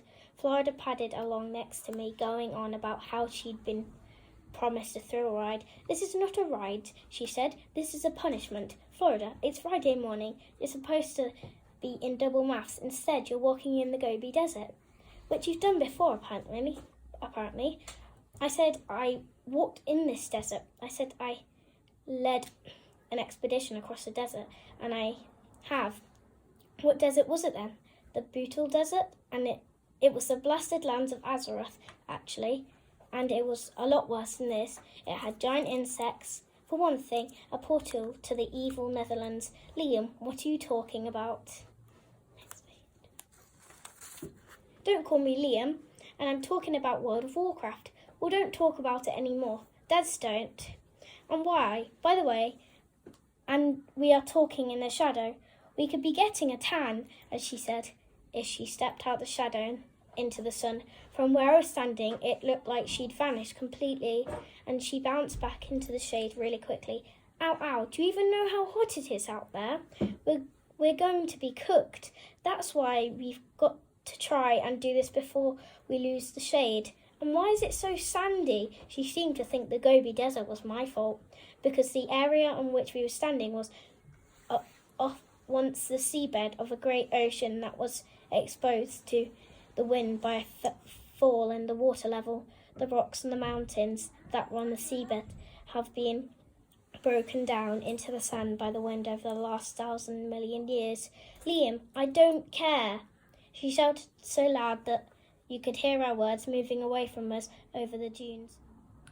Then we heard something that sounded like God hovering over the world. It was the wind. A wind that threw sand at our legs and arms so hard it felt like we were being stabbed with 1 billion nano-knives. Sand went into our mouth and up our nostrils, and worst of all, in your eyes. We all got into a kind of scrum with our backs to the desert and our heads in a circle. Monsieur Martinet's face was right in my face. He snarled, "Well, Mr. Digby, you've done this before. What do you suggest we do now?" I said, "Wait for the wind to die down." "You'll be waiting a long time," said Florida. "It's been blowing for 1,000 million years so far, apparently." Hadn't thought of that. I felt weirdly impressed with her. I said, "That's an amazing thought, Florida." "Oh," said Florida. "Thanks, Liam." I pinched her and she said, not Liam." Then she put her sunglasses on and said, "Oh, that's much better." No one else put theirs on, but everyone stared at her. "Has no one else brought their sunglasses?" "It was dark," said Samson 2. "It seemed unnecessary. I just thought they looked cool," explained Florida. "David Beckham wears sunglasses in the dark." "Dad," said Hassan, "she's got sunglasses. I want them." "Of course," said Eddie. "Little girl, how much for the sunglasses?" "I'm not selling them." "Mr. Digby, how much for your daughter's sunglasses? We would like to buy them." "They're not mine, they're hers. But she's your daughter. You tell her to sell them." "I won't," I said, "but I do have a plan. My daughter was the only one sensible enough to bring sunglasses right, so this is what we do. She wears her glasses, the rest of us cover our faces with our t-shirt or whatever and hold hands in the line, and she goes at the front and leads us to the flag." They were all quiet for a moment, and then Samson 1 said, "That's actually a good plan. I used it last time I was in the desert," I said, which was true. I used it to get a bunch of night owls out of the labyrinth of light. Monsieur Martinet said it was a good idea too, but he wanted Max to be the one with the glasses, because Max is a natural leader. "Maybe so," said Florida, "but the thing is, they're my glasses. Let's go." So we set off in this conga line across the desert, while Monsieur Martinet shouted encouraging words about other people who had crossed deserts. "Mark Antony," he said, "and Lawrence of Arabia. They were humans. We are humans. Humans can do this. It takes concentration to keep walking forward over soft sand when you're blindfolded, so nobody spoke for a while. But there was a moment when everybody stopped and thought the same thing. It was a moment when we stopped out of the shadow. You didn't need to wonder what had happened. It was like someone had pointed a flamethrower at us. I remembered that Lawrence of Arabia and Mark Antony had walked across deserts with great big armies, not with a couple of kids and their dads, and also that, by the time they finished, their armies were a lot smaller, and then the wind dropped, and at last we could open our eyes and see where we were. And that was bad news too. We were standing at the bottom of a massive sand dune, 100-foot hill of slippy sand. You could see the wind stripping steamers off sand from the top of it. When Hassan saw the dune, he started crying. "Do we have to go up there? I can't go up there, it's too high." Monsieur Martinet seemed to see this as a challenge, but for him, for Max. But not for him, for Max. "Max," he barked, "run up the dune and see if you can see the flag." Max looked shocked. "Why me?" "Max," yelled Monsieur Martinet, "winners lead from the front." "But," said Max, "do as I say, this is a question of discipline." And Max set off up the dune, all on his own, looking really, really miserable in the soft sand. Hassan Ixanadu sat down. "I'm not going up that." He said, "Even if there are 1,000 flags on the other side." Eddie said, "My dear Hassan doesn't want to climb it. We must go round." Samson too thought this was not a good idea. Dr. Drax told us to follow the line as a shadow. If we veer off, we might never find it again. This is a wind drift dune. Such dunes can be many miles long, perhaps 20 or even 30. 20 or 30 miles sounded bad, but climbing the dune looked impossible. Max was up to his knees in sand. "I can't do it," he yelled. He sounded like he was going to cry. Monsieur Martinet looked uncomfortable, even if he didn't fancy it. "Let's go round," he said. "In a barren landscape like this," said Samson too, "it's difficult to keep your bearings." "Difficult," said Monsieur Martinet, "is what the best do best, Max." But Dr. Drax said, pleaded Samson too. "Dr. Drax expects us to use our initiative," snapped Monsieur Martinet. "Initiative is how winners win." I was going to say, yes, and getting lost in deserts is how people die, but they'd already set off, even Samson 1 and 2. Monsieur Martinet really did have impressive leadership skills. The dune reminded me of my dad. Sometimes, if he finished work early in the summer, we used to go down to the beach and do dune diving. Have you ever done this? You scramble up a dune, then you just chuck yourself off and run, while the sand giving you way beneath you, and your stride getting longer and longer until your legs are barely touching the ground, so it feels like you're falling, but it doesn't matter because the sand is so soft. It's nature's own throwaway. Before I even knew I'd decided to do it, I joined Max halfway up the dune. I said to him, "Are you ready for this?" "What?" "Dune diving. Come on, you must have done it before. Give me your hand." Looking a bit nervous, he gave me his hand. I said, "Ready." "What for?" "This." I jumped. Gobi Desert sand is even softer than Southport sand. At one point, I sank right into my knees. The next step, half the dune seemed to just disappear underneath me. As we hit the bottom, the others scattered out of our way, like skittles, and 2 of us lay there, staring up at the blue sky and laughing our heads off. Monsieur Martinet looked down at me and said, "And your point is?" "It's really, really good. I'm so going to do that again." "Mr. Digby," said Monsieur Martinet, "you are a child." I thought for a second he'd suss me, but he was just being rude. I said, "Anyone else want to go?" and started scrambling up again. When I looked back, Samson too was following me up, and Hassan, and finally even Florida. When we were halfway up, I said, "We could do it from here, or we could carry on to the top. Look over the other side and see if we can spot the flag. And if we can't, it doesn't matter. We still have a monster dune dive." Everyone agreed, and we all scrambled and crawled and helped each other up. The last few feet were the worst. I flung myself at the top of the dune and ended up flat on my face. Florida used my legs to help drag herself up, and so did the others. I wriggled up to the top and peeped over. The whole far side of the dune was in shadow. Not a wavy, blurry shadow, but a deep, cool pool of shadow, like you could drink from it, and there, fluttering away in the middle of it, was a bright white flag. And we could all see that if we tried to walk around the dune, we'd have spent hours in the heat and maybe never have found the flag at all. Now we'd be there in a few seconds. "Okay," said Max, "let's do it." We all held hands, took a breath, and jumped. Bombs of sand exploded around us and went faster and faster. I went completely over it in an involuntary somersault and ended up sliding down the last bit headfirst on my back. I landed more or less at Max's feet. He was holding up the flag and everyone was cheering. "Did you invent this dune diving?" asked Hassan. "Because you can make a lot of money from it if you copyright it. My dad used to do it with me. Don't your dads do it with you?" "I think he would say it was a distraction," said Samson too. "Mine is too busy," said Hassan. "Mine is too focused," said Max. I looked at Florida and said, "What about your dad?" "Of course," she said, glaring at me. "He does it all the time, don't you?" I'd forgotten that I was her dad. "You have an enjoyable dad then," said Hassan. He looked at me and he thought he might be able to buy me. I just shrugged and took one of the rocket bottles of water out of my backpack and had a sip. Through the plastic, as I was drinking, I could see them all staring at me. Did none of you bring water? None of them had. I gave them a sip each and said, I'd like to come prepared. It's a dad thing. We struggled back up the dune, and the dune dived down the other side, carrying the flag victoriously aloft, like a cohort of avenging night elves. On the way back, the sun was behind us. Our shadows bobbed about in front of us like mad puppets, while our backs felt like they were on fire. Monsieur Martinet wanted to carry the flag, so I put the distress flare in my bag. Sometimes we'd see some of the footprints we'd made on our way out, but mostly they'd been blown away by the wind. Unfortunately, the other thing we couldn't see was a possibility building. It must be miles away if we can't see it, groaned Florida. It's so big, we should be able to see it from Bootle. Samson too explained that it was because the sun was shining straight at the horizon. The light is so strong it seems to dissolve things. Then Monsieur Martinet shouted, There it is! He pointed way over to the right, and there it was. It looked much nearer than I had expected. We were all so relieved to see it that we more or less started running, and it took a few minutes for us to realise that Samson 2 was shouting at us to stop. Samson 2, he called, has something he would like to say. We all stopped running, but no one stopped looking at the possibility building. It's about mirages. Oh no, I did remember having quite a bit of trouble with mirages in the blasted lands. Samson 2 started to explain how mirages worked, which you probably already know. Florida said, What has this got to do with anything? Although you can see the building, it isn't really there. Of course it's there, snapped Monsieur Martinet. You're just looking for an excuse to stop walking. Come on, Max. When the going gets tough, the tough gets going. I believe the wisest course of action, said Samson 2, would be to wait until nightfall, when the possibility building will be easily visible because it's lit up at night. He's a genius, said Samson 1, so we should listen to him. The possibility building, said Monsieur Martinet, is easily visible now. I know, because I can see it. And he jogged off with Max following him. Samson 2 called after him. If the building is really there, why is it due north? The only thing we know for certain is that it is due east. How do we know that? Asked Florida. Because we followed the shadow of the possibility building. The sun rises in the east, so the shadow is pointing west. Now we want to go in the exact opposite direction. Asan said, I want to go with them. It's boring here. Eddie Xanadu shrugged. Whatever makes my little boy happy, he said. Florida said, I'm bored too. I'll come with you. They set off. How can we stop them? Said Samson 1. They'll be exhausted and dehydrated and will probably die. Well, I said, it's their own fault for not listening. That's true, but all the same, she's your daughter. I'd forgotten that. I yelled, Florida, come back. She glanced round. Come back who? She shouted. I didn't need the instruction book to know she was testing me.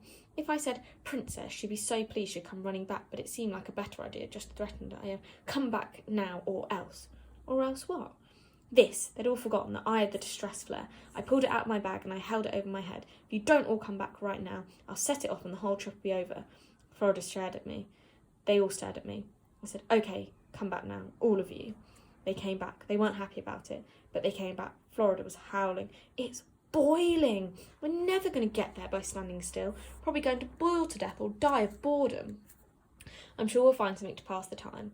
I said, what about sand angels? Like snow angels? I lay on the ground and moved my arms up and down to make the shape of wings and stood up again. It looked like nothing like an angel. It looked like a dip in the sand. We could write funny things in sand. I suggested in huge letters. Come on, think of something funny. Florida took the flag and used the flagpole to write one word, starving, in massive letters. Until then, we'd be too busy being blasted by wind and sand to think about food. All of a sudden, we couldn't think of anything else. We put together what food we had as emergency supplies for a desert expedition.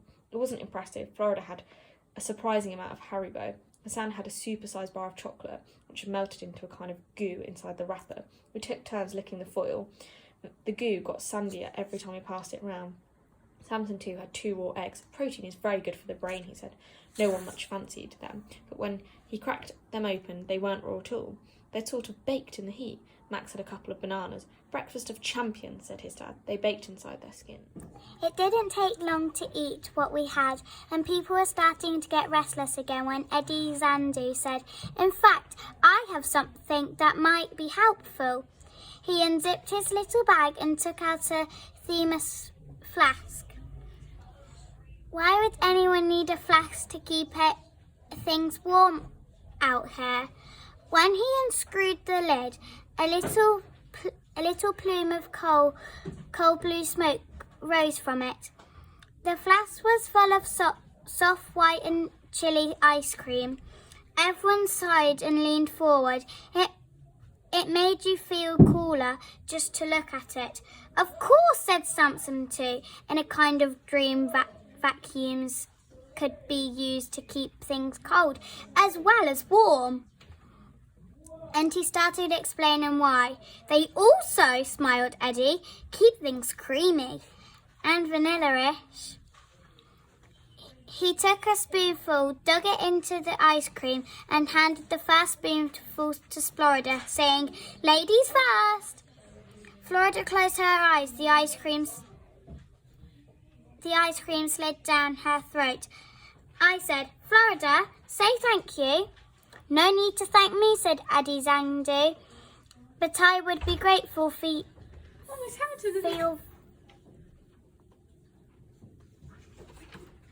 Just pause it. Florida closed her eyes as the ice cream slid down her throat. I said, "Say thank you, Florida." "No need to thank me," said Eddie Zandu, "but I would be grateful for your vote this evening. If not, no second helping." All the dads immediately started shouting, "That's not fair! And that's deliberately." No, deliberately, said Mr. Zandu, as Mr. Zandu smiled. Innovative, much as you say. All the dads immediately started shouting, "That's not fair! That's bribery!" "No bribery," Mr. Zandu smiled. Innovative, which, as you say, Monsieur Martinet, is what winners use. Of course, if you don't want your children to have any. Now, all the kids started yelling. It wasn't fair. Eddie Zandu clasped the thermos to his chest and pretended to look disappointed. "No one wants any. We all want some," growled Florida. And we'll all vote for you." "It's so nice to be appreciated," smiled Eddie. They carried on pushing and shoving until every last scrap had gone. It was just to be my turn when Samson too shouted, "There it is!" And there it was, straight ahead of us, and not way over the right at all.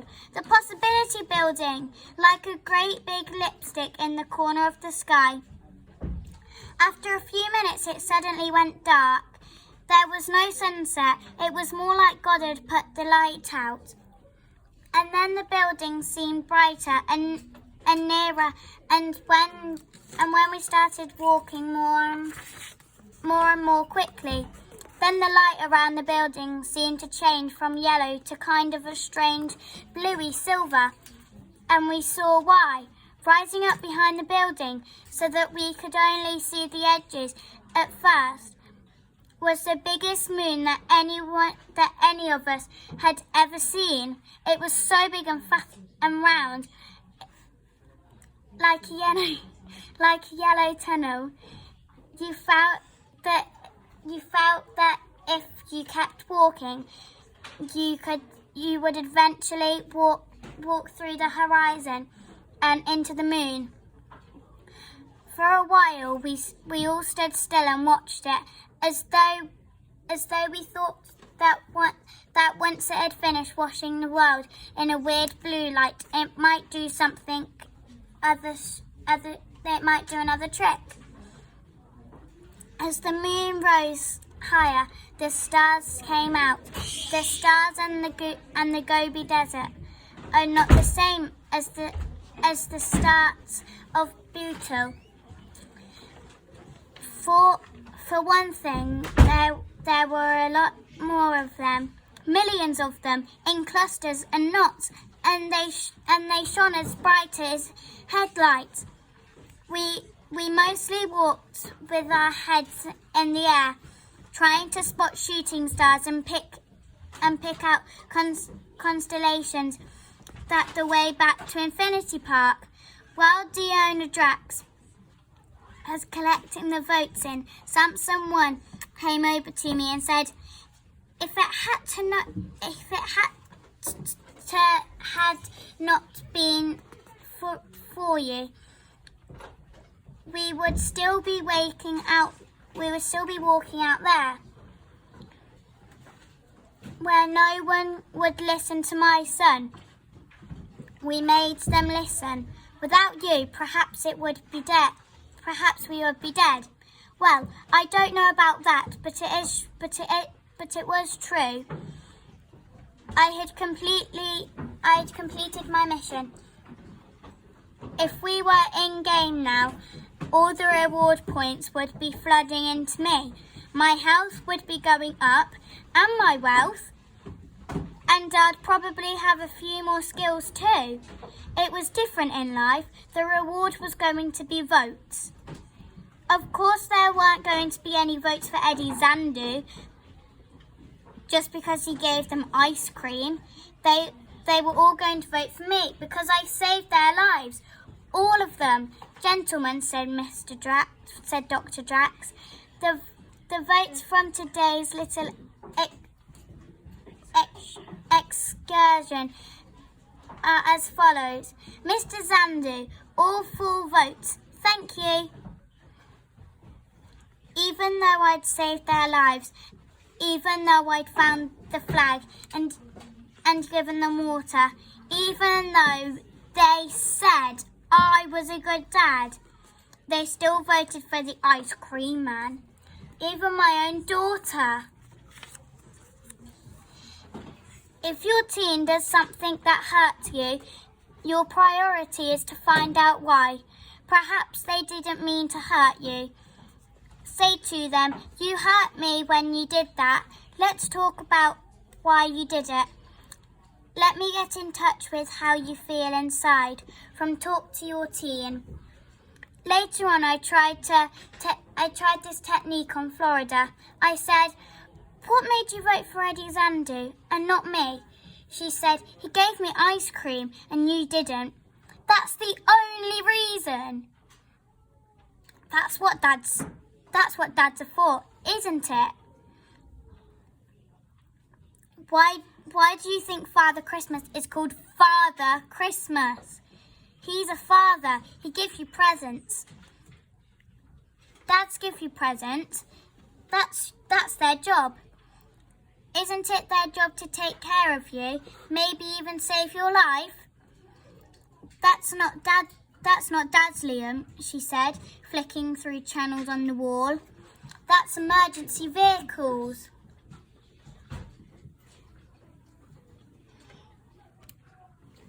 I can't work my trousers. On my fake programme for the South Lakeland Outdoor Activity Centre, it says, Day 3, Nature Walk and Tree Recognition. On our actual third day in Infinity Park, what we really did was space shoots and introduction. I remember walking into the Possibility Building just popping with excitement. I was talking to Florida about my favourite game and movie spacesuit. Have you ever played Orbiter IV? The spacesuits in that are just cosmic. Liam, said Florida, you are very undeadly. What? Dads do not play Orbiter IV. Dads do not say things are cosmic. And most of all, dads do not get excited about clothes. When you go clothes shopping, dads don't say great. They say, do we have to? Then when you get to the shop, the dads all sit together outside the changing rooms looking bored. I said, Florida, spacesuits is not clothes. A spacesuit is equipment. I'll probably come out with an instruction manual and everything. It's a gadget. All dads love gadgets. This is a dadly occasion, not a girl's shopping date. The moment she saw us, Dr. Drass said, oh, Florida, thank goodness you're here. Let's you and I make this session into our own little girly shopping date. Then they talked for about 10 years about extraterrestrial colour coordination. Vehicle escape suits are always bright orange, because orange is the most visible colour at sea, but Florida, infeasibly red hair, and Dr. Drax would clash with her infeasibly red hair, and Dr. Drax could see the point. I totally understand. It looked like a massive Satsuma. On the other hand, a massive Satsuma would be very, very visible. While this was going on, all the dads were sitting Trevor, feeling bored. Florida was right. Eddie Alexander smiled at me. He said, I was thinking in a way you've saved our lives yesterday. You found the flag. You made us listen to something too. You were a very good guy. I think it's a shame I got all the votes. I hope you have no hard feelings. I said, no, of course, no hard feelings. But I think he could tell that I meant next time I'll stake you down. Cover you with all your own ice cream and leave you to the main eating ants. Good man. Maybe you'll join me in a little drink. He pulled out another flask. This one was silver and had his initials written on it in diamonds. This makes the time go faster, he said. Don't let anyone else see. He passes it to me behind the newspaper. I wasn't sure why no one was supposed to see. Maybe it was because everyone would want some and he only had a little bit. He said, it's made up from plums in my own village, where I grew up. In the autumn time, we had a great feaster. Thanks, I don't think I've ever had plum juice. What is it like? Ribena or something? I took a swig. It didn't taste like Ribena. It tasted more sort of like being shot. It tasted more sort of like being shot through the throat with a laser. All the muscles in my body concerted up and then tromboned out.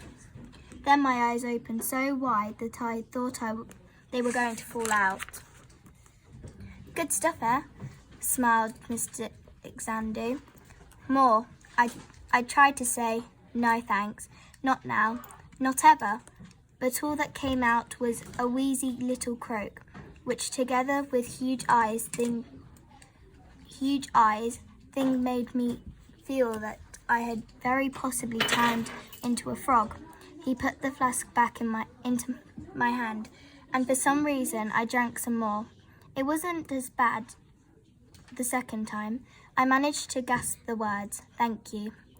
Then Dr. Drax gave us our escape suits and said it was time to try them on. I tried to say okay. Ready when you are. Unfortunately, my door wouldn't open and close properly. Well, it opened, but it wouldn't close up again. Vehicle escape suits aren't really space suits. They're more sort of wearable lifeboats that you only wear during takeoff and landing, just in case something goes wrong.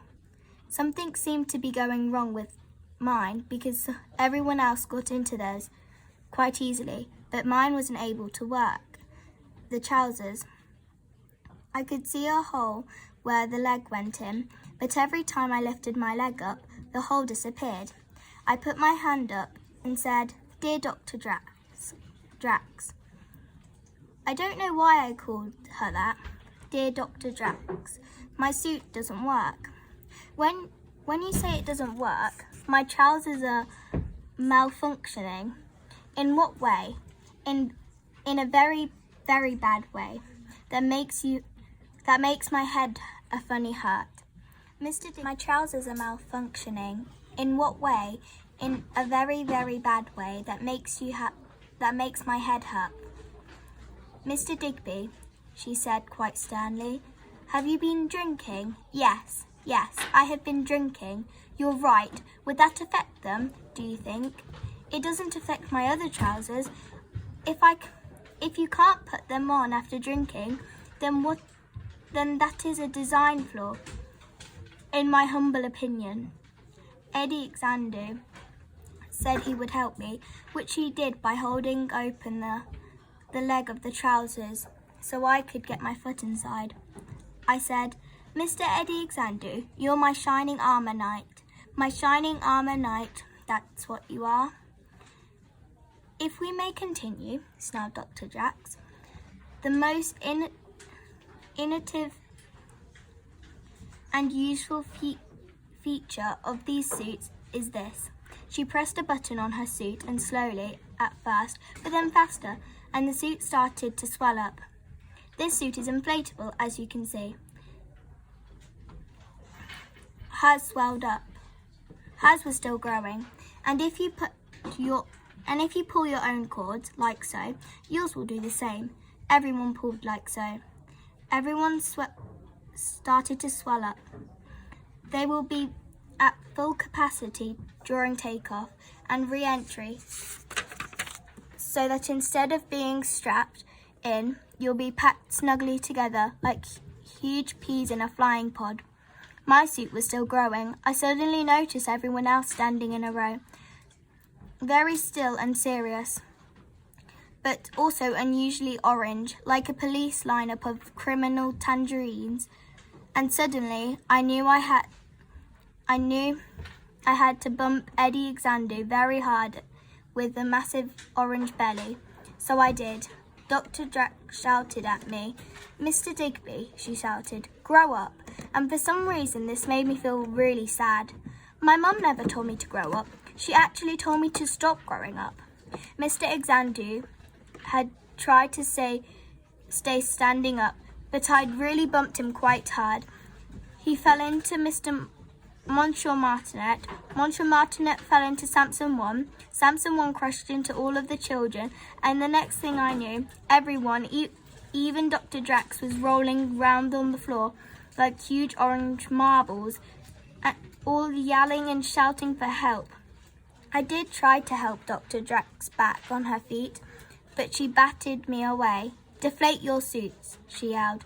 "Do not try to stand up until you have deflated your suits." I thought suit deflation was going to be hilarious. I thought we'd pull the plugs on our suits, then go jetting off around the room like balloons. Sadly, it didn't work like this. We didn't jet anywhere. We just sort of wilted.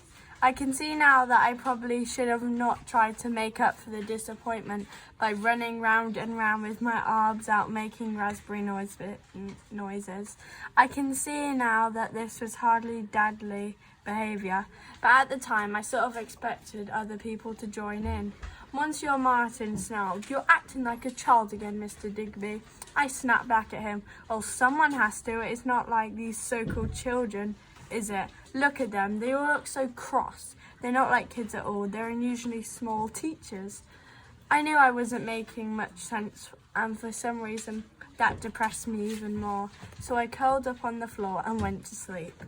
On reflection, that wasn't one of my better days, but I think I was right about the children.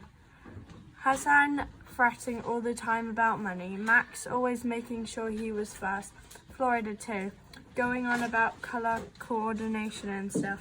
They weren't proper kids, they were like trainee grown-ups. They're like kids now though, that they're lost in space. When I woke up, I was in bed. This was so unexpected that at first I thought I'd been abducted by aliens, especially as someone seemed to be trying to drill a hole in the top of my skull. Then I thought I was probably in a bootle, so that the whole Infinity Park thing had been a dream. So I shouted, "Dad," which really hurt my head, and then Florida came in and said, "I've had the best afternoon. What happens? Why is my bed so small?" Florida ignored me. Everyone was really lovely to me. They felt sorry for me because they thought I had a horrible, useless, alcoholic dad. "Do you realise you totally got drunk, don't you?" "Drunk? How?" "Mr. Xandu's flask. You drank loads, and he said he tried to stop you. He didn't." Everyone was so nice to me. It was like having 3 dads. And I've got the best spacesuit. It's blue like the Power Ranger. I look great in it. It's definitely my colour. I groaned, "Do we have to go?" "What? Have a girly conversation about clothes and colours and stuff?" "Spacesuits aren't clothes, idiot. Spacesuits are equipment." "Oh, really?" And Florida told me all of this amazing stuff about the history of spacesuit design. I'll say that again. Florida Kirby told me all about the history of spacesuit design. This was actually more unexpected than being abducted by aliens. She explained that because space is such a hostile environment, the spacesuit has to be kind of a mini Earth, like the wearable planet, giving you oxygen and keeping you in a constant temperature. When space is freezing or when it's boiling, shielding pressure.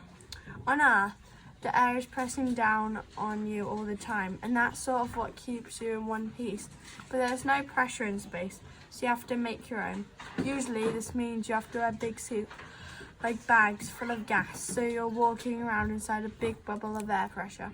It works, but it's clumsy and people are always looking for something better, like a really tight suit that puts pressure on you just by being too tight, like a wetsuit but tighter, even than that. The trouble is, anything that tight would be really painful and difficult to put on. But Dr. Drax has come up with a solution, literally, liquid spacesuits. Spacesuits that you spray on. Apparently they're like thick paint, quite sticky at first, but when they cool it into something hard but subtle, like rubber. Florida showed me a photo on her Drax phone. She really did look like a Power Ranger. Apparently before they spray paint on, they have to put all these wires over and tiny monitors in them, which you activate by twitching. Stick on muscles, in other words, so that you can jump like 5 feet on Earth and maybe 20 feet in space. There are also pipes and stuff so that you can wee and so on without taking the suit off. Because to take the suit off, you need a solvent spray and about an hour. Much too long if you're really desperate. Like I said, this stuff was amazing. But the really amazing thing it was Florida Kirby who was telling me. Florida Kirby was talking about how air pressure and gravity and stuff. I said, Florida, how do you know all this? That's what we've been talking about all day. Yeah, but how did it go in? I'm not thick, you know. The other dads were amazed that I didn't know about the pressure and gravity already, and even more amazed when they found out I couldn't swim. I didn't know that you couldn't swim. Exactly, that's what Monsieur Martinet said. He said that you were drunk and took no interest in me. We had to swim in this special pool to show that we could really use the suits in a weightless condition. They were really shocked I couldn't swim. That was the main functions of being a dad, was teaching your kid to swim. They taught me to swim. Samson One explained about Beyonce and stuff. Monsieur Martinet threw me in the deep end. Mr. Xandu said he'd buy me my own pool if I swam alone. They all said it was a tragedy that a unique child like me should have such a thoughtless father like you. Can I just remind that I'm not your real dad? I'm just someone who used to sit behind you in year 6. The person who didn't bother to teach you to swim. That's your real dad, not me. I knew right then I'd said the wrong thing because she went quiet. Not quiet like Sunday morning, quiet like Varima, dreadlord of the Plaguelands, upon a terrible new weapon. I said, Florida. She said, don't speak to me. Don't speak to me. Don't speak to me. I've never even meant don't speak to me. But don't you ever, ever, ever talk about my dad again. Not now, not ever, never. My dad, let me tell you, it's amazing. My dad travels all over the world. That's why he named me after faraway places. He buys me presents. He calls me princess. He does not forget my birthday. She stormed out, slammed the door, and slammed her own door. Talk to Your Teen has one thing to say about what you do when your teenage daughter slams the door. Leave it slammed. Don't go near her. Let her calm down. The book made it sound like you tried to open the door to get determinalized or something. I just sat by myself and watched another repeat of Celebrity Seance. And then one where Dracula comes on and complains about being misunderstood. All I ever did was impale people on wooden stakes, which wasn't even that unusual at the time. My negative image was all a medial sim, etc., etc. Suddenly Florida's door banged open again and she yelled at me, "Excuse me, I'm upset. You're supposed to come and cheer me up." No. By slamming doors, you're marking off some personal space for yourself, and the mark thing is for me to respect that need. What's he on about? It's in the book. I showed her the bit about banging doors in Talk to Your Teen. She said, that worked if you had a telly in your room, but I was getting bored in there. You could always read a book. She started laughing at me. I said, joking. And she said some more. You really think I'm thick, don't you? Her bottom lip was starting to go. Maybe I am thick. I wasn't really scared that she was going to cry. I said, Florida, don't cry. I've read the bits about them. When teens cry, it says you have to hug them. Please don't make me hug you. Well, reassure me then. I said, you're not thick at all. Who said that? You know loads of stuff. I'm just not the right stuff. That's all. What do you